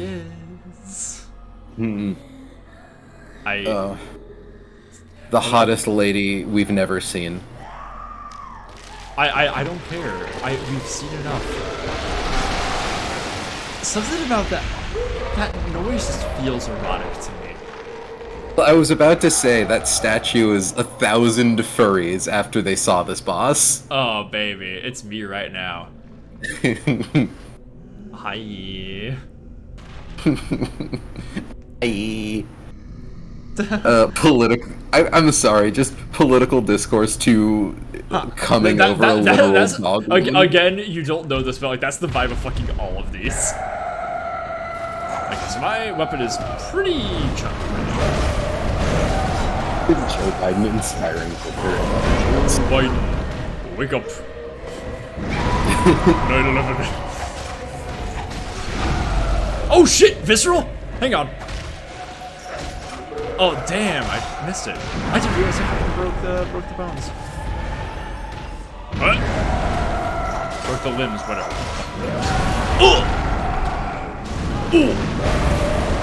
Yeah, let's see how many fucking trash he takes, man. I feel like I'm not having as much. I'm like really not having much trouble with it. Oh, we're doing great. Oh shit! Hang on, let's get it for real. I rip out your fucking skull. This is a glad to see chat is also enlightened. yeah, absolutely hard eyes. Holy fucking shit! I have used 2 blood vials. I'm personally fond of I'm fucking haggard. Yeah, hey Kami, how you doing, bestie? Ooh. Okay, fine. 3 blood vials. Get up on that ass. Holy I'm pretty fucking sure. shit. I'm pretty sure people have data mined this game enough to actually see what Vicar Amelia looks like as a human woman. Well, I now see what she looks like as a dead body. Excellent job. That's fucking so much pussy swag. popped. Holy shit. Holy fucking shit. Guys. That is the first boss that I have one-shotted this whole run. Dies repeatedly to the fucking witches of Hemwick. I died once to the witches of Hemwick. Amelia. Fuck you. Get out of here. Okay, this run's finally going alright. Now I can go to Castle Canehurst, everybody! Yay! Master Willem, Master Willem. Farewell. So yeah, the goal of this is to get a good skill blood tinge weapon. Hopefully it's the gun rapier. Actually, does that weapon skill with blood tinge? I feel like it does. Does what? Does the gun rapier that I don't know how to pronounce, is that skill with blood tinge? I think probably a bit. I mean, it'll say it scales with blood tinge because you fire bullets out of it. But I don't know, I think you just get the Chikage and the Evelyn, you're fine. Fair. I'm not super on board with the Chikage. I don't like the weapon that kills me. But we'll see. I mean, I think it's still blood tinge scales a little bit. Okay. When you, okay, here, let me do a Google. Cool. No, not Microsoft Teams. Oh, I can go to DLC now. Yay! You could make the run for Simon's Bowblade. I don't want to fight Simon. I also don't really want to use Simon's Bowblade.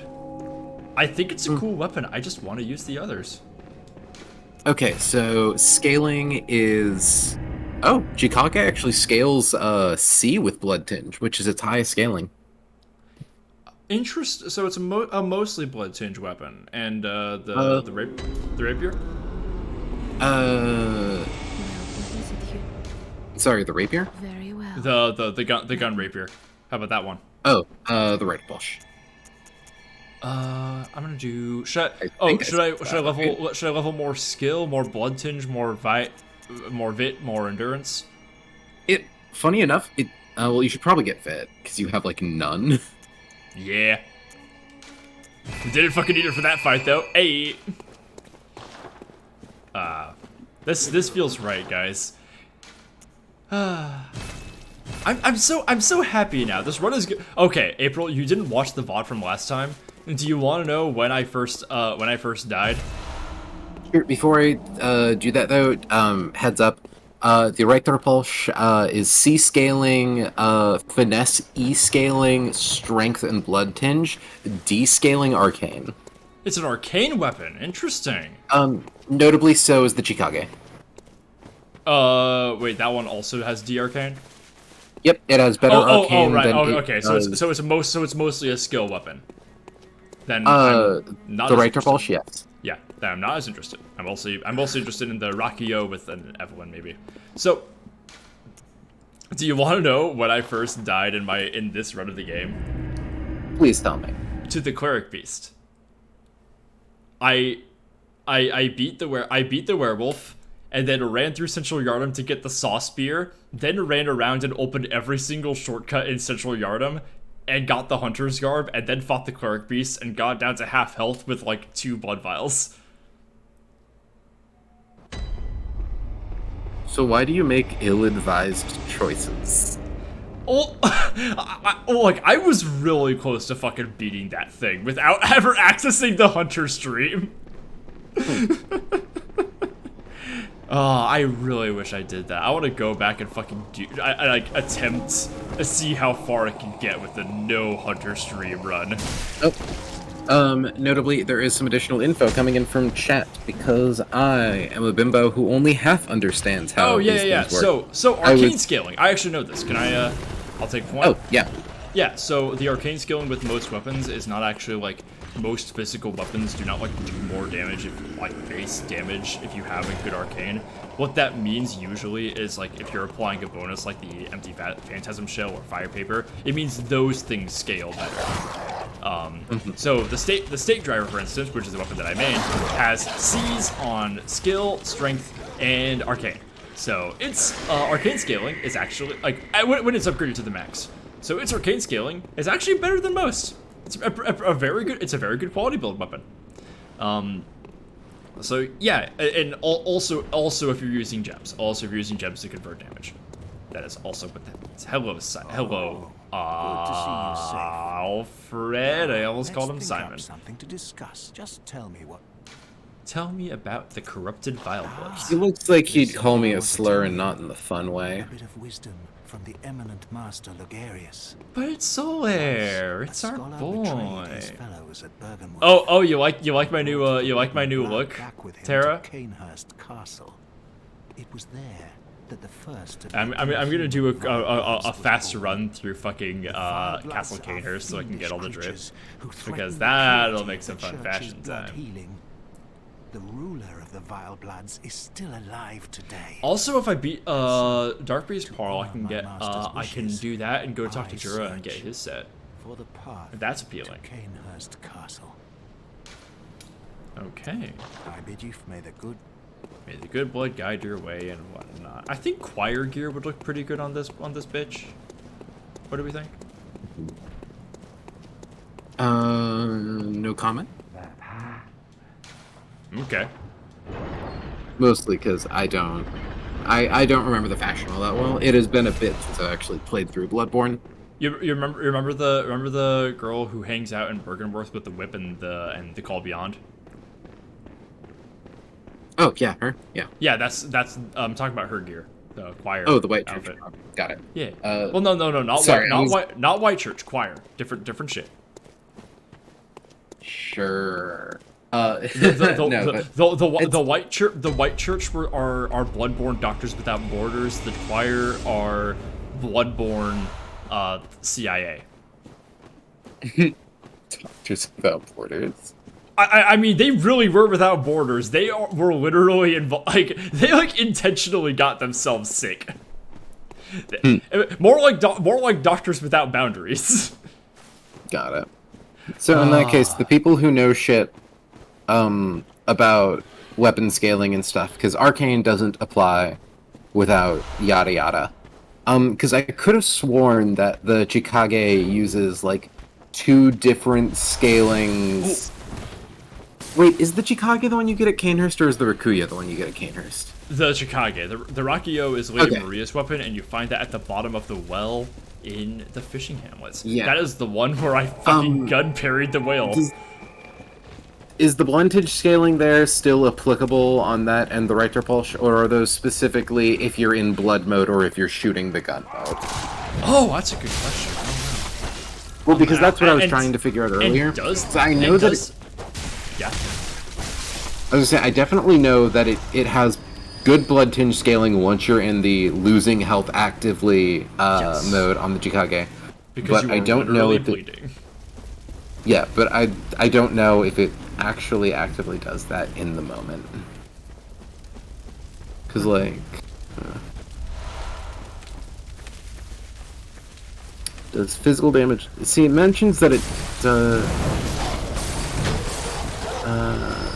oh, the damage scales exclusively with blood tinge when transformed for all moves except for the thrust. Yeah, so damage in normal mode scales with both skill and strength, but it doesn't mention also scaling blood tinge then. That's... Oh, are we talking the Chikage? Yeah. Cool. Because the right to approach is pretty straightforward. Yeah, I believe the Rakuyo does mostly scale with skill, because like you don't get to use Maria's like blood abilities. Yeah. The hours of the night are many. Not even death offers a most. Yeah, Chikage only Hang on. uses blood Step lightly damage round to for the right trick. of the Grand Cathedral and seek an ancient Oh, it's Patches! Oh, I actually didn't even know this was a thing you could do. Not even death offers CQ the gift. Okay, I didn't even realize this was a fucking lantern you could talk to. I'll come back later when it's not Patches. Yeah, no, that's how you get the tonsils now. Well, yeah, I know that when the full moon phase happens, every lantern you talk to is a Patches. But I didn't even know that that was a lantern you could talk to. I completely bypassed it because I'm always trying to run through the Forbidden Woods to get through it as fast as fucking possible because I hate this area.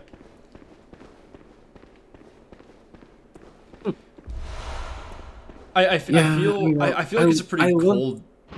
Yeah. I was gonna say, I love Bloodborne, but I don't enjoy that the areas in Bloodborne gradually become less fun to navigate the further into the game you get. I mean, let's see. Let's think. So, it's all pretty straightforward through the Cathedral Ward. I'd say Old Yarnum can be a little spicy, but with the constant machine gun fire. Cathedral Ward's pretty straightforward, though. Forbidden Wood sucks. Everybody knows this. Nightmare Frontier also kind of sucks, because everything looks the fucking same, and you're constantly dodging boulders being thrown down on you from the sky. And getting poisoned. Yeah. Yeah, and it's the poison swamp part of the game. It's also the poison swamp. I'd say the Forbidden Woods is pretty awful. I've gotten a pretty good hang on it though, but like the Nightmare Frontier, it also all kind of looks the same. It looks the same, and the problem is that I just feel like the enemies are a bit less fun. In the Forbidden Woods? Yeah, because I don't know, it's just guys with a lot of range and point. I guess. This part I don't mind as much because, like, well, actually, this part I do mind because it is just the fucking huntsmen again that are, like, way stronger and it really throws me off. I like the snake enemy designs, like, they are good. I do like how they look. Yahargul, though. Yahargul, running through that first part is pretty mean, but I like what they do with the enemy designs, and I really like how it looks. But navigating Yahargul it is mean. Is super cool aesthetically. And I just think the area gimmick's really annoying. Let's see about this now. Had enough already. Who, poor old woman B. Who are you? Interesting. Dominion, trust me, that was the last point, was that the game basically concludes with the worst area affected them all. I don't hate Nightmare of Mensis that much. Navigating Nightmare of Mensis isn't a fucking problem for me. I'm different. Built incorrectly. I guess so. Like, I literally have never had a problem with the Frenzy from the Braid of Mensis. It's, sneaking around the Witcher Lanterns, I will admit that part is hard. Honestly, like, this game is not hard to navigate if you're willing to run through it like a coward. Also, this game... Also, I'll point out, I never knew that this little pit existed, and I'm really excited to see what's at the bottom of it. It really sucks that I'm constantly getting poisoned, though. That would be cool if I didn't have to deal with that. Whatever. What happened to not worrying, just play the game better? I don't know. Your mom. We've really fallen far from talking about chaos magic and Operation Mindfuck, haven't we? We were really going off for a bit. I've used all my like eloquence, like scholar juice. Yeah. Oh, babe. No, that's the intimidating thing about trying to hang out with you and like the Discord cool kids. I'm like, oh, these people are all like weird scholars in esoterica, and I'm just kind of like Johnny dipshit who likes video games a little bit. It's okay. Like I like, hey guys, what if we made this like cool little like tight-knit group of like influential artists and historians and occultists and shit, and also you looped in a bunch of people who just like video games. It's like the thing that I think I bring to this to this collective here in the Mojave Historical Preservation Society, and you guys at chat, you guys can back this up. I do have like a good like scent for all this stuff. Like I find it very interesting. I like to engage with it. I have my areas of expertise. What I bring to this is nobody else here matches me in sincerity. I fucking love what I do, and I know that what I like is cringe, and I don't really give a shit. I'm just here to have fun and play fun games and make weird art. And we all are to an extent, yeah. But like, I'm just doing that, you know? Like, there's not really much else that I'm here for. And that's fine.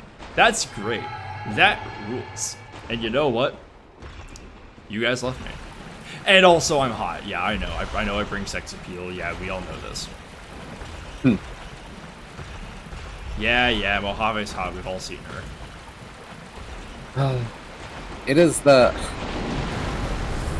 I wonder how effectively I could thirst trap on camera if I ever got back into streaming.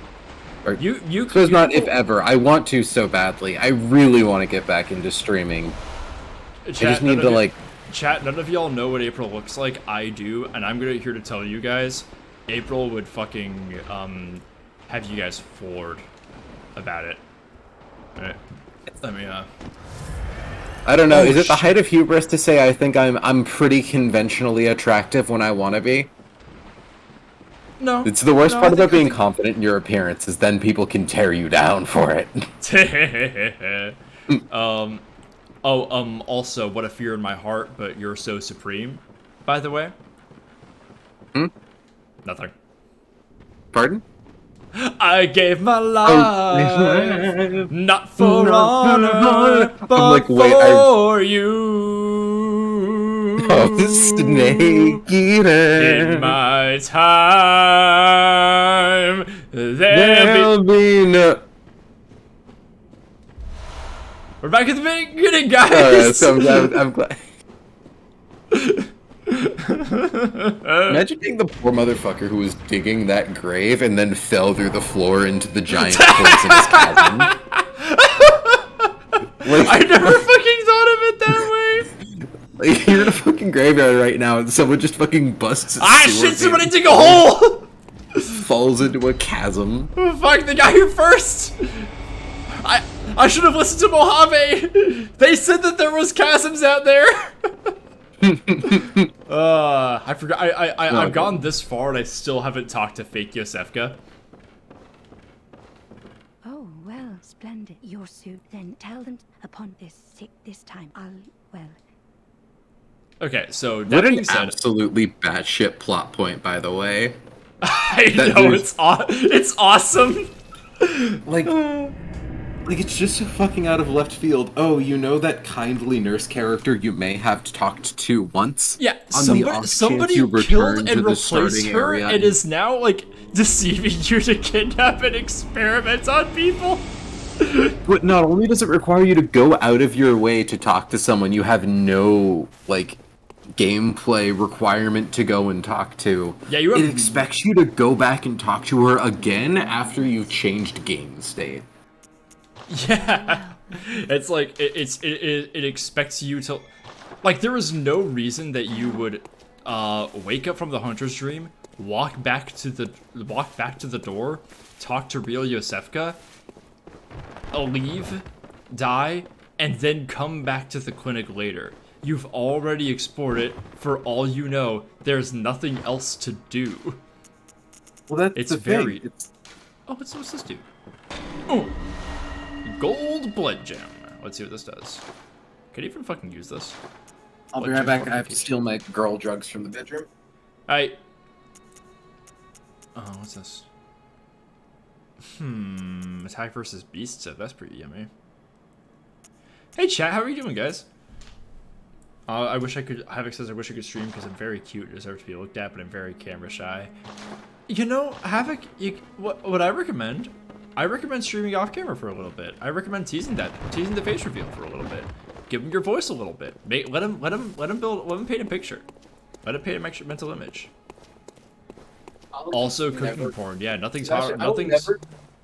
I will never forget the first time you fucking saw me on stream in femme clothes without knowing that I was transitioning. I had no fucking height. I was like, I ended up not all like, hey, what's going on with April? This is a big change.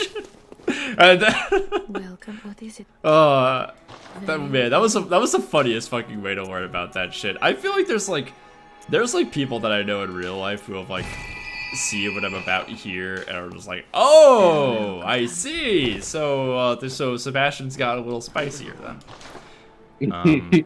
Sebastian's italicized. Yeah,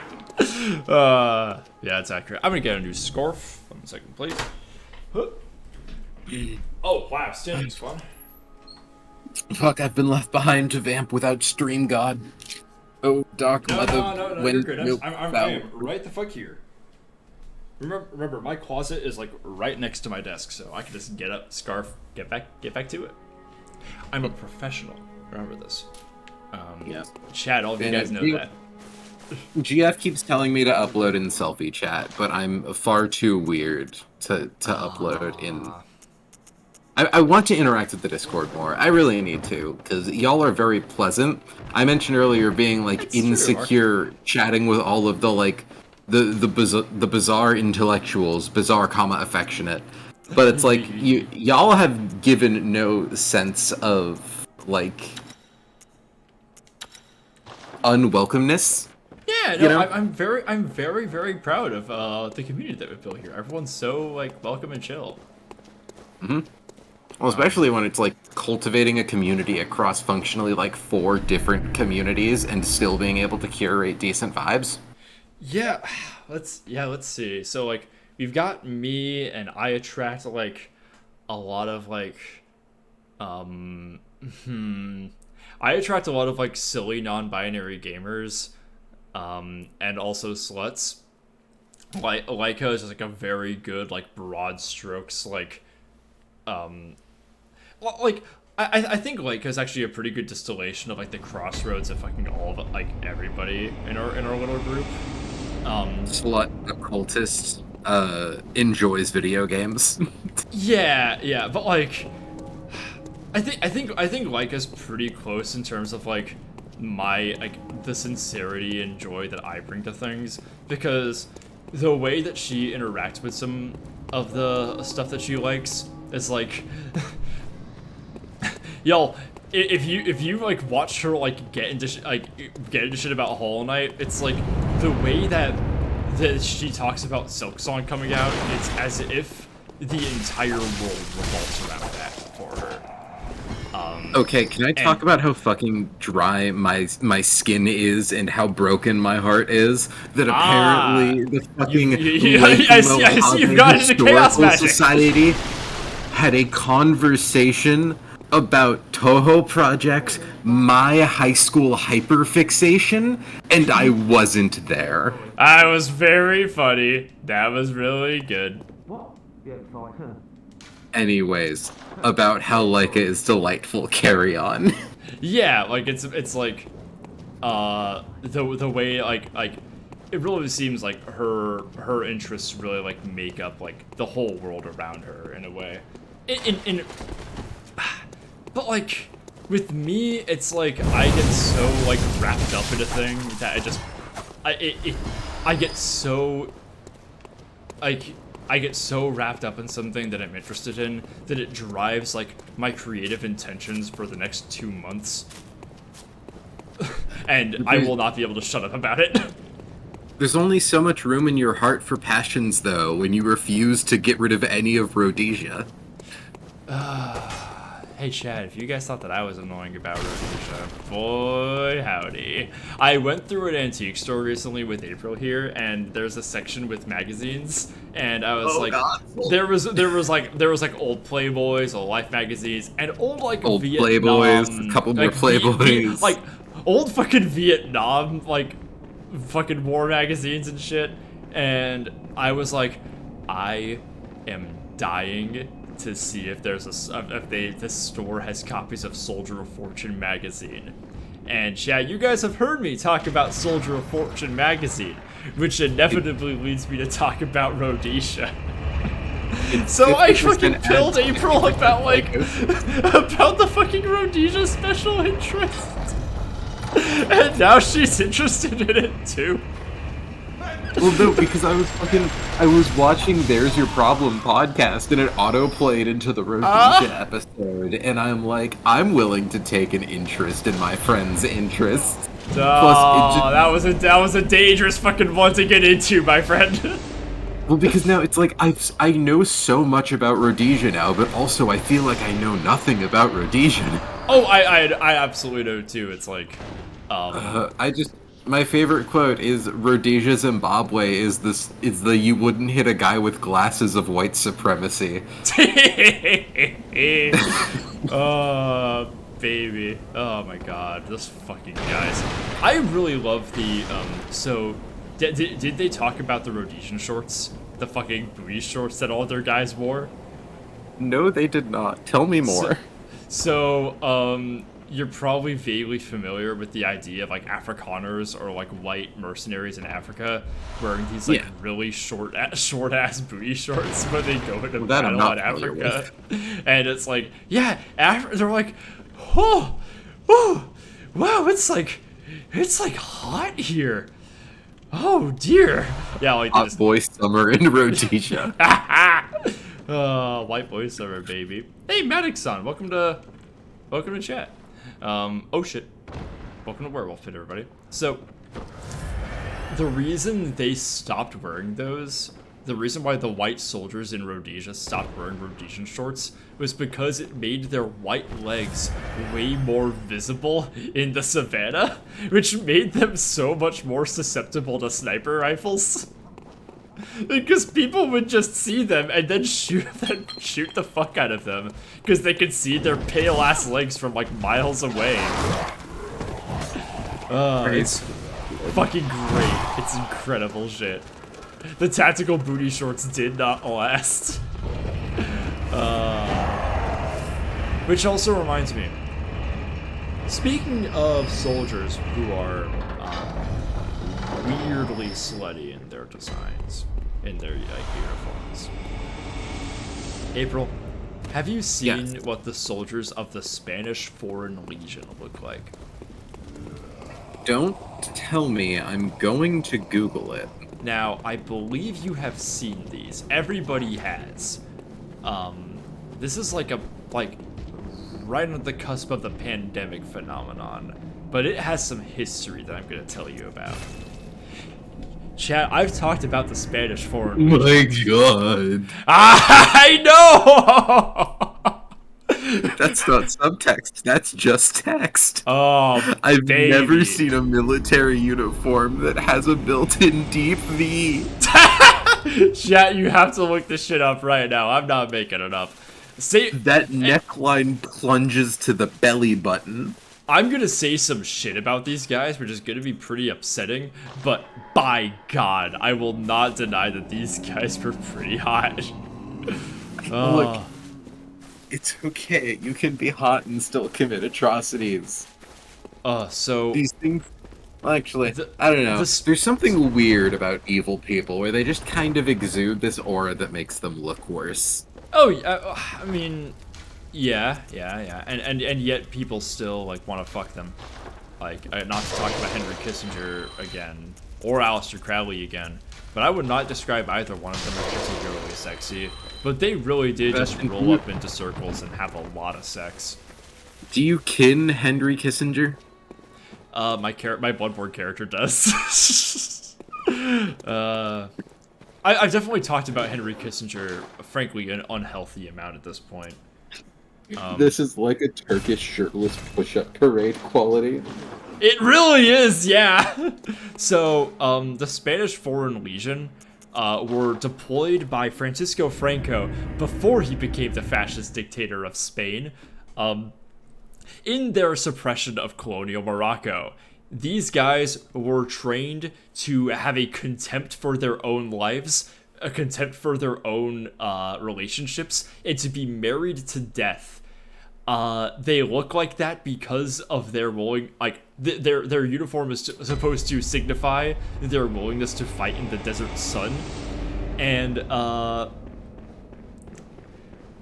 they, frequently deployed chemical weapons in indigenous Moroccan villages filled with women and children. Imagine getting gassed out by chemical weapons. By these and thotties. you see your assailants wearing fucking, like, gay club go-go dance. Imagine you, imagine, like... Dude, imagine you're like imagine you're watching your like wife and child being executed at the firing squad, and the guys doing it have like Solid Snake style tactical jock straps. You can see the cock ball. I know, it's so good. No, it's not. It's so bad. Me too, lady. Me too. Oh, baby. Irewire says, never trust a European in a slutty outfit if he's touching a gun. Rapier? You're okay. That's like a Lord Byron situation. Hey! Here's Johnny Suspiciousman. How you doing, bestie? What's up? Ah, you. Did you really think that'd work? There's no fooling me. Now, off go away. I can't stand. I hate that the only way to save his life is to prove his point. I can see it in her eyes. She hears people whisper. She knows what it is. Bloody wench, they should have moved. I'll spare you. Like, you get what I mean? And then he's here acting like he owns the place. Wait, who's it? Like the blind man? That little weasel hasn't. No, this asshole. Yeah, what about him? That the only way to save his life is to prove his point. Yeah, kinda. Like, he's... The funny thing about him is that he gives you advice that you are supposed to follow the opposite of. Yeah. It's very good. It's very good. Yeah, you don't like the women folks or the chapel keeper, but he's like, that blind guy. I don't know. Yeah, He's got some clappable cheeks. Is he talking about the suspicious beggar in the Forbidden Woods? That guy? Presumably. Weird, he wasn't there yet. And she's right about that one. Like, that one is... you should watch out for that guy. He's a real asshole. Real son of a bitch to fight, too. Yeah, rolling Lip Biscuit, we know. Okay, so going to get my Canehurst summons and go to my Canehurst castle and get myself my Canehurst trip. I'm getting through this game at kind of a clip now. This is good. I was gonna say. I was struggling. I went to the wrong place. So why the fuck were you in the Chalice dungeons earlier, by the way? For shits and gigs. I'm trying to get through a little bit farther so I can at least... I'm trying to get like a little bit of progress of the Chalice dungeons just so I can access Lower Hintertomb, because at that point you get the fountains that sell you the DLC item, the DLC weapons, the Uncanny and Lost variants. Because I want the Rockio. I want that shit. So if I can get that one a little bit earlier. Didn't you just like use seed for it? I don't have online. You need online to use seeds? Yeah. Cringe. Yeah. This is as far as I can tell. I've tried with the like. Oh Jesus fucking Christ! This bitch is strong. Yeah. He is weak to stab damage though. My weapon does stab damage. Just throw. Oh. Well, some of your attacks are. Never mind. I guess my visceral's pretty good. No, but it's some of your attacks are bludgeoning, some of them are piercing. It depends. Because you're clubbing him normally, but your charged attack is pierce. Okay. I see. So like sometimes they do generic physical damage, and sometimes they do thrust damage. Right. I was reading that. I was reading that as like it just does like thrust damage. Because it didn't show point. No. Okay, that makes sense now. Thank you. I only know this because I was just looking at the scaling charts earlier, and it shows that each of the moves do a unique, different type of damage based on what point in the combo they're at. Yeah. Okay. So, good thing about this is I shouldn't run into any of the blue boys because I haven't sent anybody. Yo. Oh! Moonlit sense. How did you worm your way in here? Okay, but could you imagine the kind of sloppy this woman must give? She got them tentacle arms. You know it grips. But I won't make any excuses. She doesn't have tentacle arms. Yeah, she uses Augurobritis. Things need not change. You'll do the rest of it. Oh, if you fight her before she's like pregnant. No, if you fight her now, she uses Augurobritis. Well, yeah, but those aren't her built-in tentacle hot. hands. That's hot. That is overtly sexual. Built-in tentacle hands? Yeah. You think it's not? Smash or pass, Mikulish. Look, I'm sure Mikulish kind of strikes me as a dead fish bottom, frankly. You know the fucking meme, where do you go to work out? The library? That's his ass. Yeah. Well, I was gonna say no. He's got a chastity cage, but it's for his head instead of his cock. You think he doesn't have a chastity cage on his cock that doesn't look exactly like that? Which is frankly probably a fucking terrible chastity cage design. I gotta fucking... Oh hey, it's one of these blue boys. I like to imagine this guy was like looking for me. Oh no, it was real Yosefka, that's right. Yeah. I forgot. I don't think she attacks you either. Oh, she's passive? That's so sad. Satan's Fluffer says that they arrived at the dead fish bottom. Oh, you must be new. See, the funny thing is, I've never heard that term before, but I instantly knew what you meant when you said it. Oh yeah, that was me when I first heard it. I was like, oh, I get it. I know exactly what you're fucking talking about. Guy who just kind of lays there. Again, don't know street names, know how to drive there. Oh god, that's such a strong fucking toolkit for like. I'm gonna have to remember that phrase.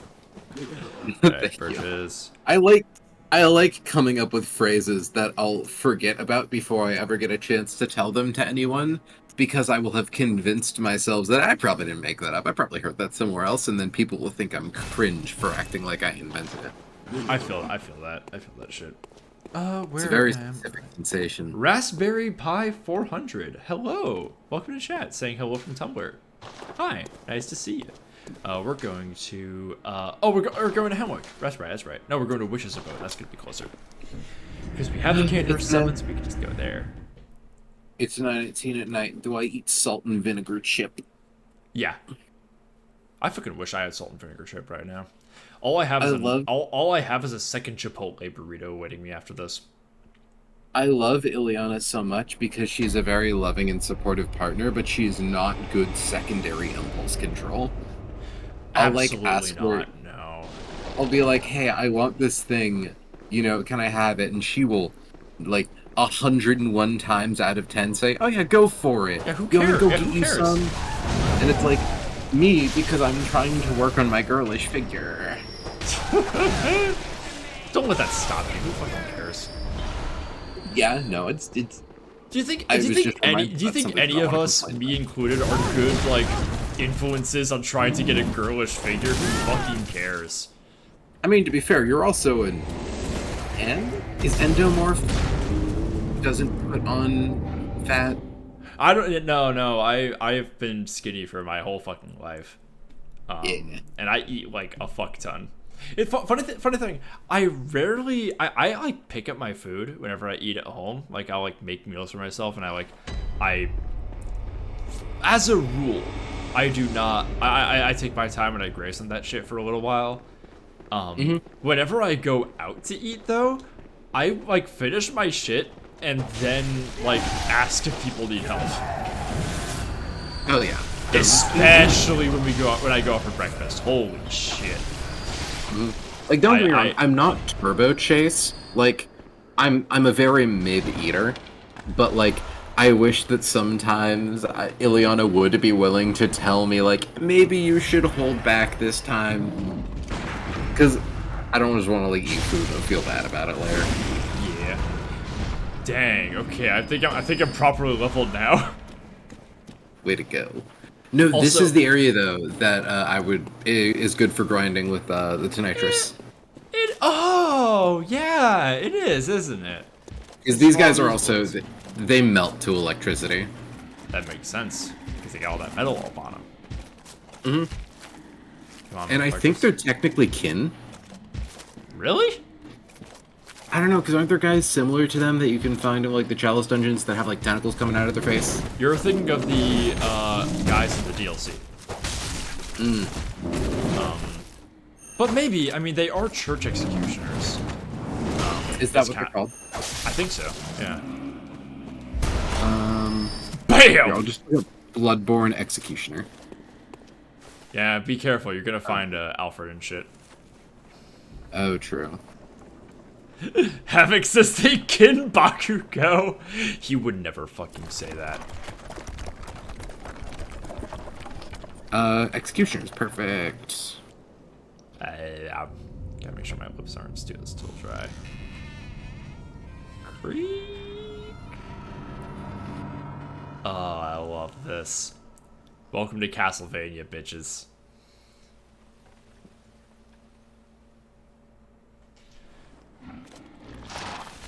So, like, why were you summoned to Canehurst? Why was the Hunter summoned? Is it specifically because Annalise like sees your potential to help? Oh, I love this angle, by the way. It looks like someone's spying on you.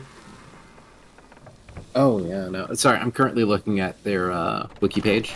Yeah. I can find the Nightmare Executioners page, but it still says they're church affiliated. So. Oh, I imagine yeah, that makes sense. Yeah, the Nightmare Executioners are the ones that you were thinking of.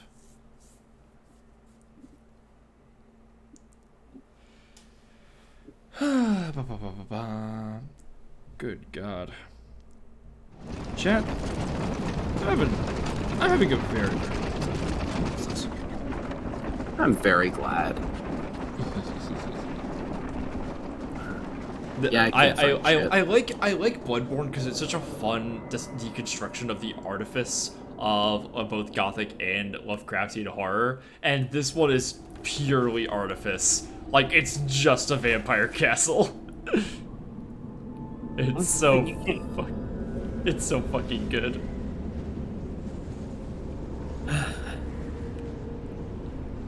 God, this area goes so fucking hard. Well, also, nothing goes harder, though, than turning around and seeing the... Yeah. Yeah, they just fucking die instantly. And there's no way back. That's the thing, there was never a bridge. Those horses died years ago. Their corpses mummified in the snow. That's so good. Alright, I guess I have to open... Oh, no, I forgot that it just does this. Okay, time to avoid a bunch of enemies. Havoc, I thought Alfred doesn't get an invite. You find another invite in Canehurst and can give it to him. Yeah, you find a, I think an open invitation, like an unsealed one. Yeah. Yeah, and you just give that to Alfred, and then he gets to go to Canehurst. The one that you get, the one that you find is inexplicably addressed to you, though. It is addressed to... Oh, wow, this one's fucking fat. Jesus! Fortunately, that means you can't move. The other ones are much more alive and much hungrier. Ladies, These please. are what I would say are the single grossest enemy in any Soulsborne game. I don't know about that one. Dark Souls 3's got those hand babies. Hand babies? In the a little past the Irithyll dungeon, there's that fucking zone where you find Yorm the Giant, and right before that, there's the big, like, the giant babies with hands for heads. I don't recall this. They're bad. Women attack. But yeah, no, I don't know. The mosquitoes with like the big, thin, distended, like bellies filled with blood. Just no. Oh, Grosses me out. I love them. They're so good. I love that they are the vampires. I love that nobody in the Cater's castle was a vampire, but those bitches were. Hey, gun rapier. All right, fuck yeah. Oh yes, the monstrosities of sin is the name of the enemy I'm thinking of. It's just such a good fucking name. Hey, butts and chunk, yummy. But the bitches, they're coming. Ladies, please, one at a time. Oh, this is a good opportunity to get the noble dress. I love these random bitches. Like, who are they? Why are they still sticking around? Also, the gigantic candles just sitting everywhere. Uh-oh.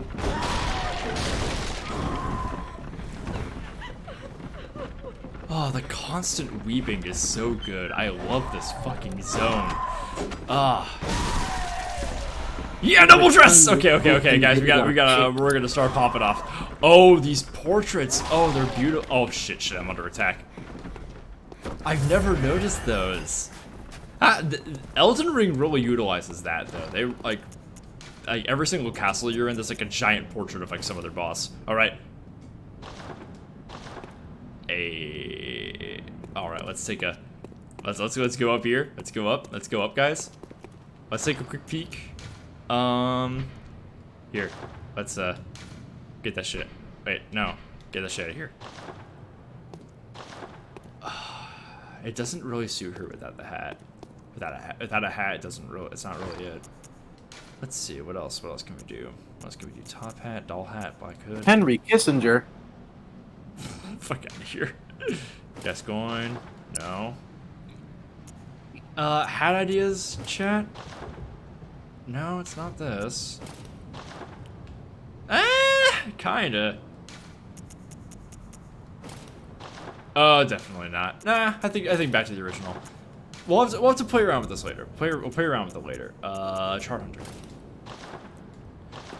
What's the deal with all the statues? I actually don't know what's up with all the statues in this area.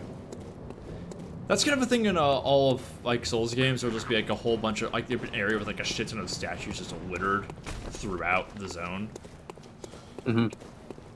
It is kind of funny to think like the Michelangelo, like one of the most iconic statues of all time, how much effort and skill it must have taken to make that, and then in a FromSoft game, there's 3,000 shit zillion of those scattered everywhere. Yeah. Like, attached to, like, the houses of the poorest of peasant. I know, it's great! Oh, Jesus, these things are chunky. When Catholicism meets the proletariat. Get fucked. Hey, Spitz. Oh, Spitz is muted. Aw, sadness. Chat, tell Spitzy that I say hi. Uh-oh. Okay, well, there's still the chance for the Executioner's Garb and the Knight Garb, so we'll try those things out later. Who's this bitch? Like, what's this guy's deal?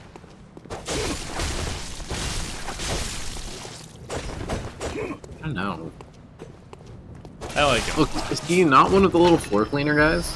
Probably is. I just like that he has his own little sword.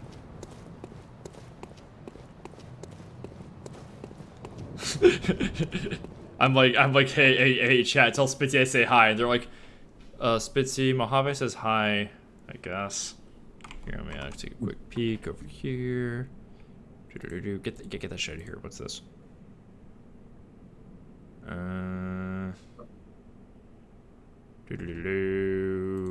Okay, and stretch time.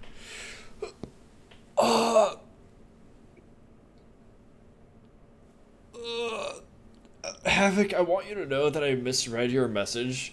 That he's a Custodian who wants to fuck you up for getting his floors dirty. I bypassed a bunch of that. Did you stop at you? No, I stopped at he wants to fuck you dirty. Christ, never mind, it's worse. I don't know how I skipped that. Oh, Jesus. Oh, yeah! They cast Supersonic on you. Well, no, because if it was supersonic, it would never hit. April, I have a little idea for maybe a stream that you could do when you go back to the platform. Hit me with it, boss babe. Jump off a bridge.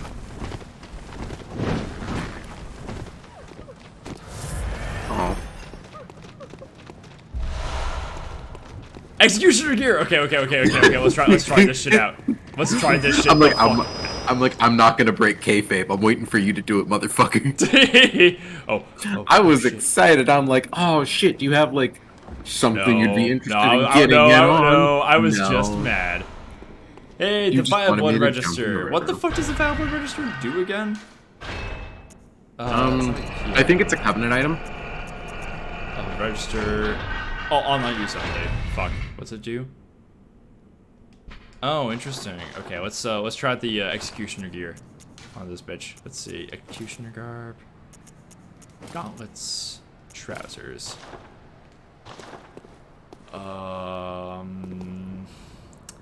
This kind of goes off, but the gauntlets are whack. Let's try it without the hat. Yeah. I don't know. I prefer our Colonel Mustard era. The Colonel Mustard's pretty good. This, the presents. Oh, the drapery. Yum. This is pretty good. Okay, let's play around a little bit. Let's get the white gloves back. Okay, this fixes a lot. Yeah. Let's fix the pants too. They're like too baggy. Let's go back to let's try the black church grip. Oh, ooh, very flowy. Okay, let's see about hats. No, that's not it. Black church hat. Yo. I just don't like the church hat all that much. I think it's good here. I think it's doing some work. This does kind of rule. I will say, it looks like it's built for the weather. It totally is built for this weather, yeah. Oh, the fabric fucking physics. Because you are layers on top of layers on top of layers. Absolutely, yeah. Like, you're 30 pounds of fabric right now. Oh, baby. Is she chunky? You are wearing my entire bed set and drapes. Oh, hell on earth. They're all screaming at me now. So the night garb is somewhere around here. That one's gonna pop off. Are you a guy? Yeah, you're a guy. yeah, fuck this dude in particular. Yeah, I guess if you fucks with any of the four guys, they pull out a rapier and start whacking at your shit. Oh yeah, I should try the Raider Posh. When I get a second. Let's do a trunk. Useful. I was gonna bitch about this aeons ago, though. I am so mad that you can't really engage with the blood gen system to like any meaningful degree without going into Chalice dungeons. Yeah. I mean, it was very fortunate for my first run because I was able to get a lot of good blood gems doing that. But no, you really don't get to fully utilize your shit unless you do that. But fortunately, if you do, it makes a lot of the late game bosses much easier. Like I was able to beat Ludwig at like level 74 or some shit, which I've seen some people grind for like a couple levels past 100 for that. Many levels past 100 actually. It was not easy. That was not an easy fucking fight. Fuck! Neither is this guy apparently. Oh cool, got a little gap. Oh shit!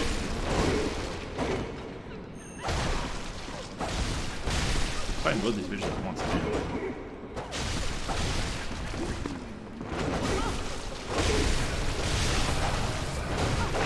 Oh Jesus! Oh Christ! Oh Lord!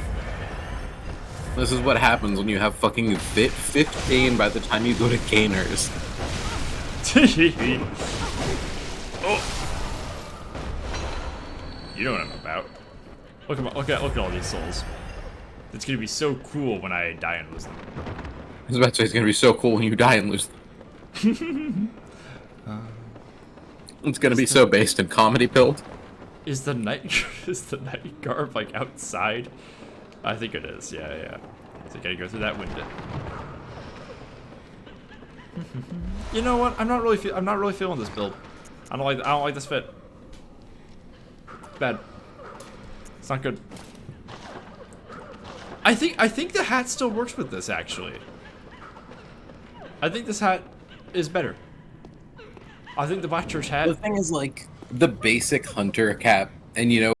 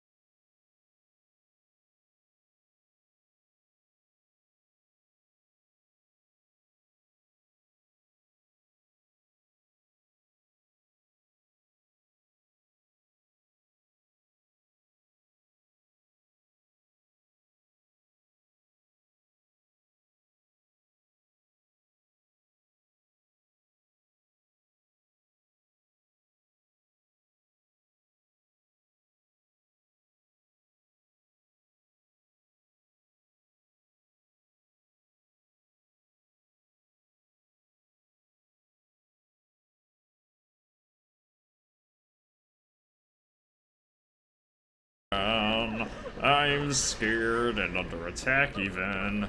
Okay. Swag. So, approach this window. And I'm outside. Where are my souls? Where's my shit? There he is. Oh, motherfucker. Get fucked! Wow! They do not like bullets very much. Like, at all. Wow. Fuck, dude. Okay, never fucking mind. Wait, there's another one. I'm gonna see the thing behind him. Let's see how you deal with gun. Uh-huh. Die. Wow! What an interesting feature! I never knew that. No, I'm not a feminist. Super Mario RPG. It's Thursday, artist, but I appreciate it. Adventures of Lolo 1 and 2. Here's up Big Dog Juman Food. Harvest Moon. You write this song? Big Puzzle Pokemon. Toe Jam and Earl and Panic on Funkotron. Castlevania, Fatal Fury, Ninja Judge, Mario Kart, Razor Blazing, Laser Bases Loaded, Mega Turrican, Cybernator, Rolling Thunder, Dynastic Hero, Bubble, Bobble, Double, Dribble, Double, Dragon, F-Zero. I get it, you memorized the song. Zero X, and Donkey Kong Jr. Max, Ninja Gaiden 1, Ninja Gaiden 2, Ninja Gaiden 3. Who's Thanks for that, Mortis. You know, Mortis, there's a way to test those without spending the bits. Did you know that? I hope you knew that. Appreciate it. Appreciate all that. We're very close to a hype train, guys. If anyone wants to be cool enough and pop the gift sub or the biddies to send us into Hype Zone and put the stream on the front page of Twitch for all of Twitch's favorite boys and girls to see. Okay, now that we're here in a safe place. Oh shit! Never mind. Okay, so now that we're here in a safe place. Havoc! Thanks for gifting to Virgin Masters. Unfortunate name. Thanks for starting the hype train, guys. If you guys want to give bits or subs, you guys can get special emotes, help promote the stream, and especially if you gift subs, give us progress on the Resident Evil orbit. Be very, very cool, guys. Thank you so much. The hype trains are a big part of how I get most of the revenue here. So let's see. Oh baby. I do love the Canehurst fit. Oh when shit. I did my skill bluntage build, I was rocking the Canehurst fit the entire time. Oh my god. This comes so hard on the female version. Holy shit. I love this. This fucking rules. I think this is so strong, guys. I can't imagine the hat for this yet, but holy hell. Ah, Jesus, this is fucking gorgeous. Why does it come so hard for the female characters? That's insane.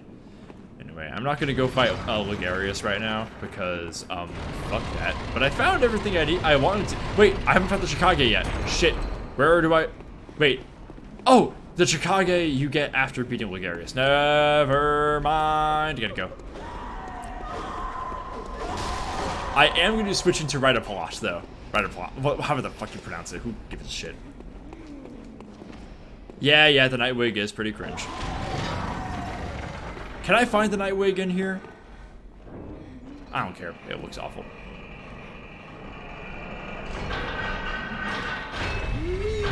I also have plenty of souls to level up and upgrade with. Whee! The fucking physics. It's on the roof? Cool. I'll come back for it later. I know that there's some shit down there. I don't really care. I always thought that gate closes behind you once you access the lantern. I guess not. Whee!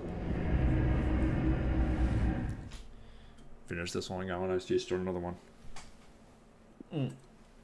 Also, the stream is getting pretty close to its termination, guys, but if you guys keep the hype train going, I will just stream as long as that's up.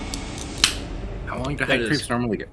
Hype trains. How does the hype train work? Yeah, if you give bits or subscribe or gift subs, it progresses the hype train progress, which will give you, and if you contribute to it, you get special little hype train only emotes. And as long as it's up, it will promote your stream higher in the algorithm and put you on like the front page of Twitch under a little like subsection. Interesting. So yeah, it really helps out, guys. Here, let me do let me do the Rite of Palash on my side weapon here. Making my side hoe. Okay, fortify. Yeah.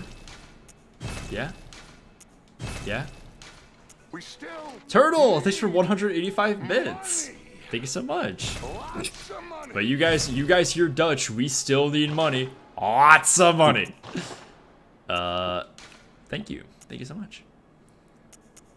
Here, let's pop one of these. Any better? Oh, that one's ooh yummy. Way better. And how about on? Oh shit. On triangle.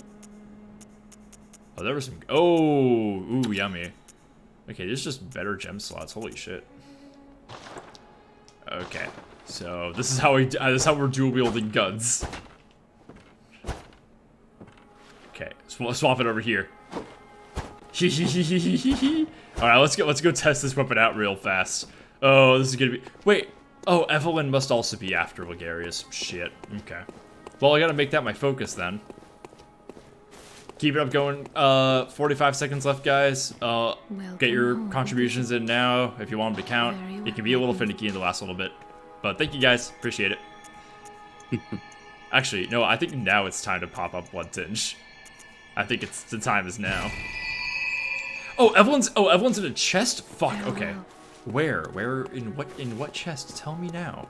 Vote now on your phones. First you can guess first. I'm trying to remember. No, Myrtle isn't gonna have the witch hat. The witch hat's gonna cover up her face. And unlike Tarek, I want her to show her face. Anyway, thanks for the support, guys. Appreciate you guys. Okay, so is Evelyn...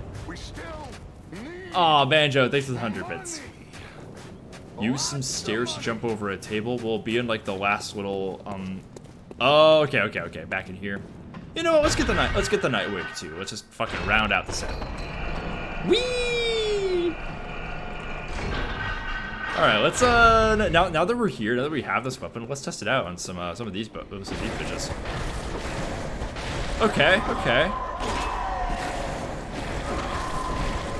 Strong, pretty dope. I've been killed. Look at them, they're so sad. We're gonna press a button, Spitz. What's it do? While you're doing that, we'll take a sip. Yum. At Bakazan JRPG, who dat? What's that about? Okay, so it does like slashy damage like that.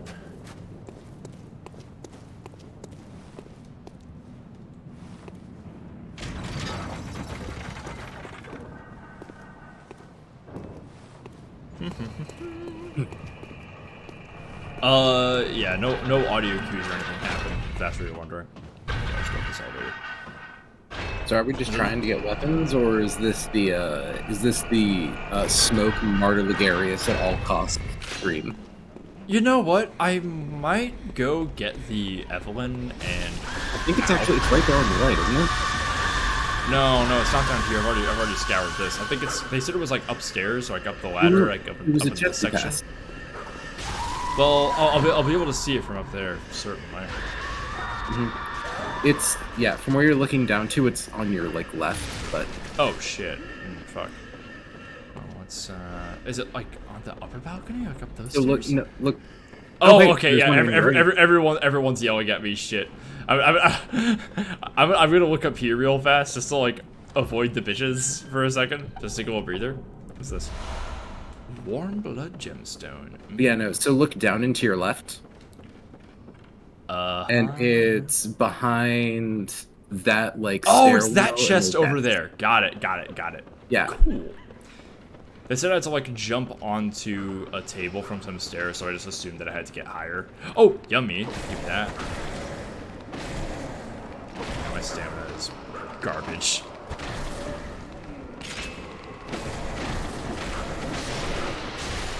I'm kind of thinking that the gun on mode is just better, but it doesn't do any thrust damage because your thrust attack is a shoot.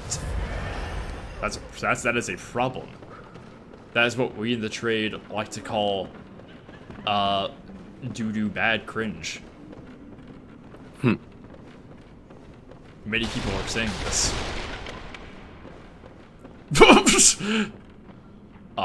I was rocking that Elden Ring pilgrim drip.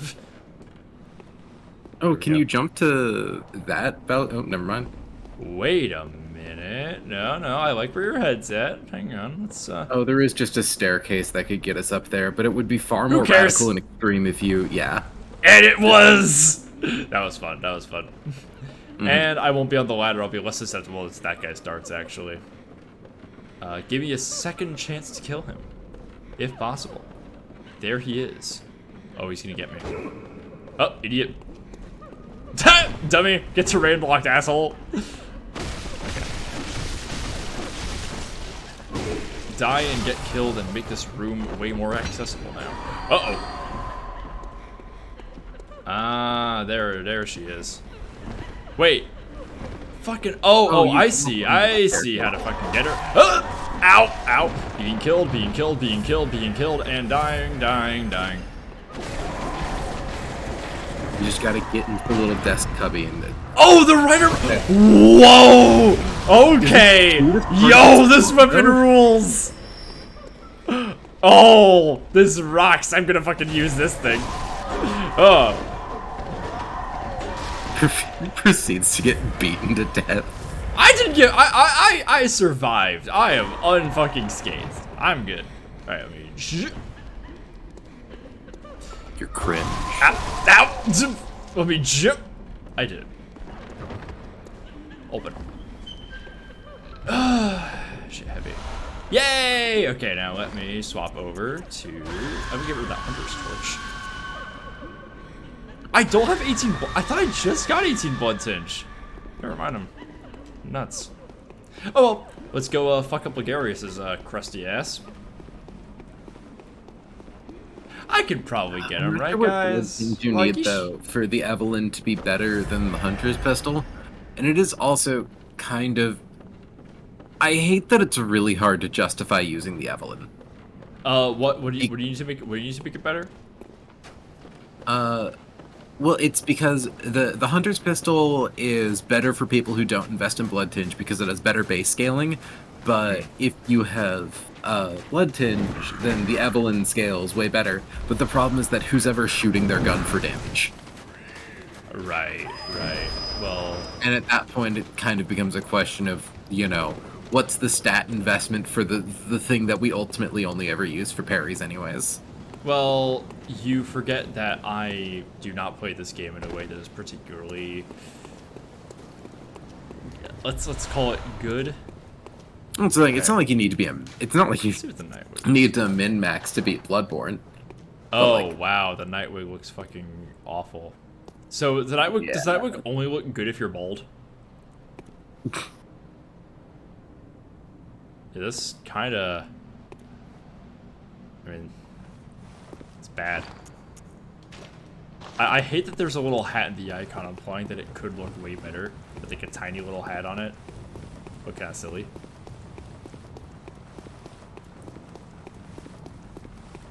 I do love the tiny little dagger strapped to her ass.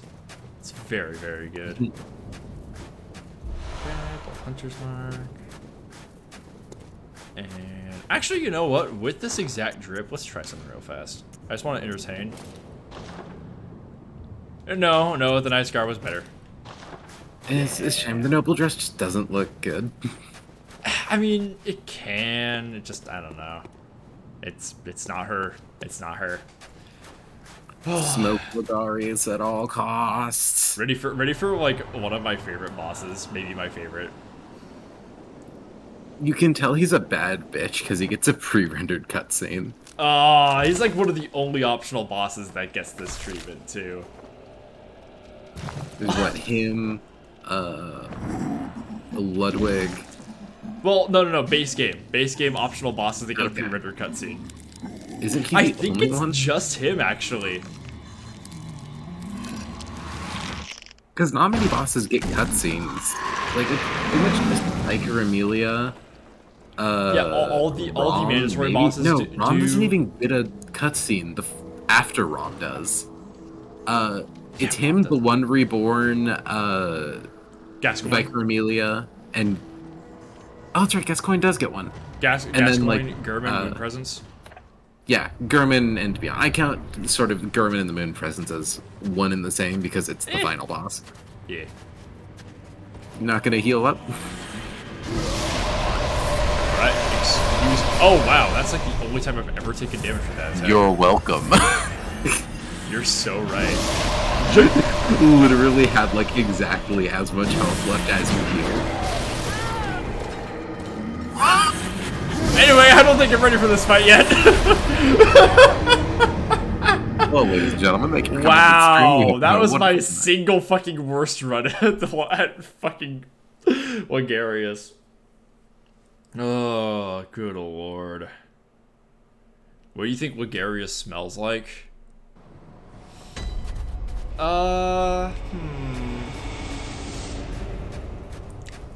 You know, there's this one blend of coffee at Starbucks that when you grind it, it smells like fish.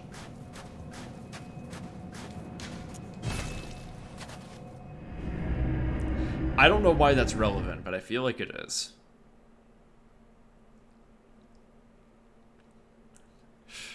Excuse me. Yeah, so, okay, Havoc is just putting down all of the bosses that have intro cutscenes. Ligarius is the only optional boss to have an intro cutscene in the base game. So, that kind of rocks. That's really good. What else can I do right now? Could I go make a run for the shadows, I guess? Oh, I actually know exactly what I can go fucking do. No, I'd rather go make a run for the shadows of Yharnam.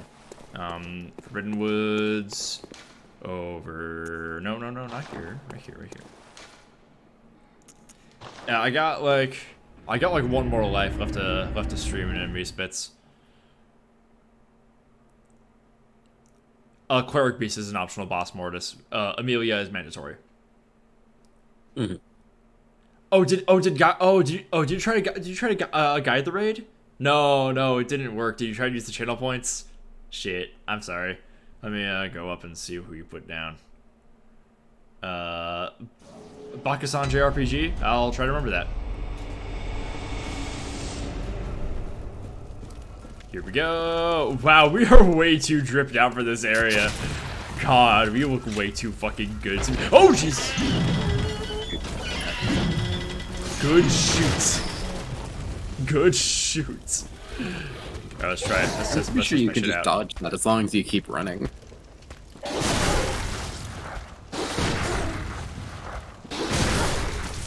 Timing is a little wonky.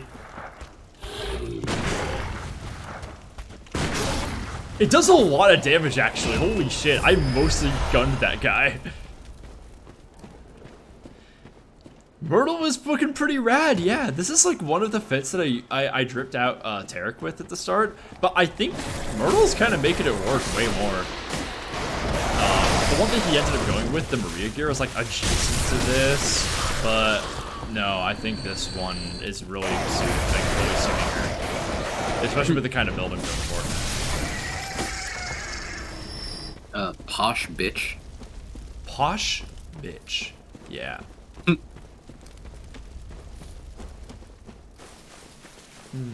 IDK, I feel like to build a proper aristocrat, you have to invest all of your stat points into arcane, because nothing uses it. I suppose that's true. Yeah. Okay. Ah, pit.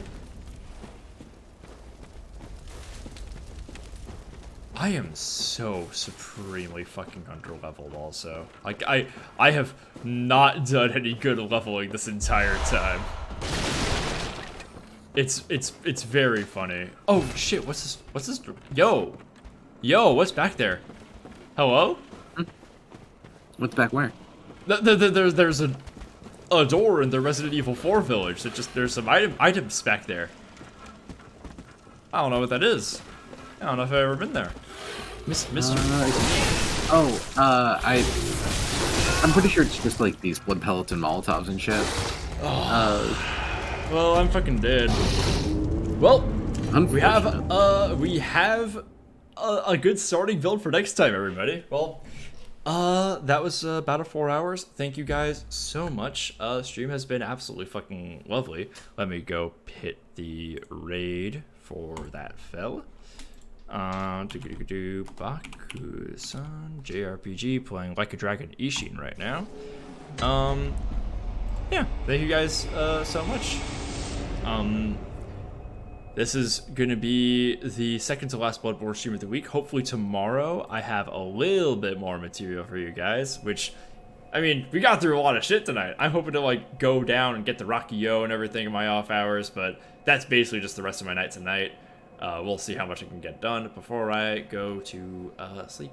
So go check out this person. Well, let's make a new friend, everybody. Drop a bunch of emote spam in the chat as we go in. Y'all know what to do. Like I said, keep your ears open for a special little announcement about this Sunday. I have a fun little event that I've planned involving one of my absolute favorite games that I've ever done. That I've ever just played, and I'm finally getting a chance at a good opportunity to stream it. So keep your ears tuned about that. It'll be a little surprise. Other than that, see you guys in the Discord. I'll talk to you guys there. Keep your ears open. Whenever April's been thinking about streaming herself for a little while, and whenever she does, I will not be shutting up about that for like a month. I'll be sending y'all her way. Absolutely. I appreciate that. Yeah. Fucking Other than that, I'll see you guys in the Discord. I'll see you guys over on Tumblr, Twitter. I guess also I'm kind of active there, and it'd be, like I said, it'd be cool to have some people to interact with, all you guys. And I'll see you guys tomorrow night. Bye, everybody. Later, losers. Okay, raid complete. Raid complete.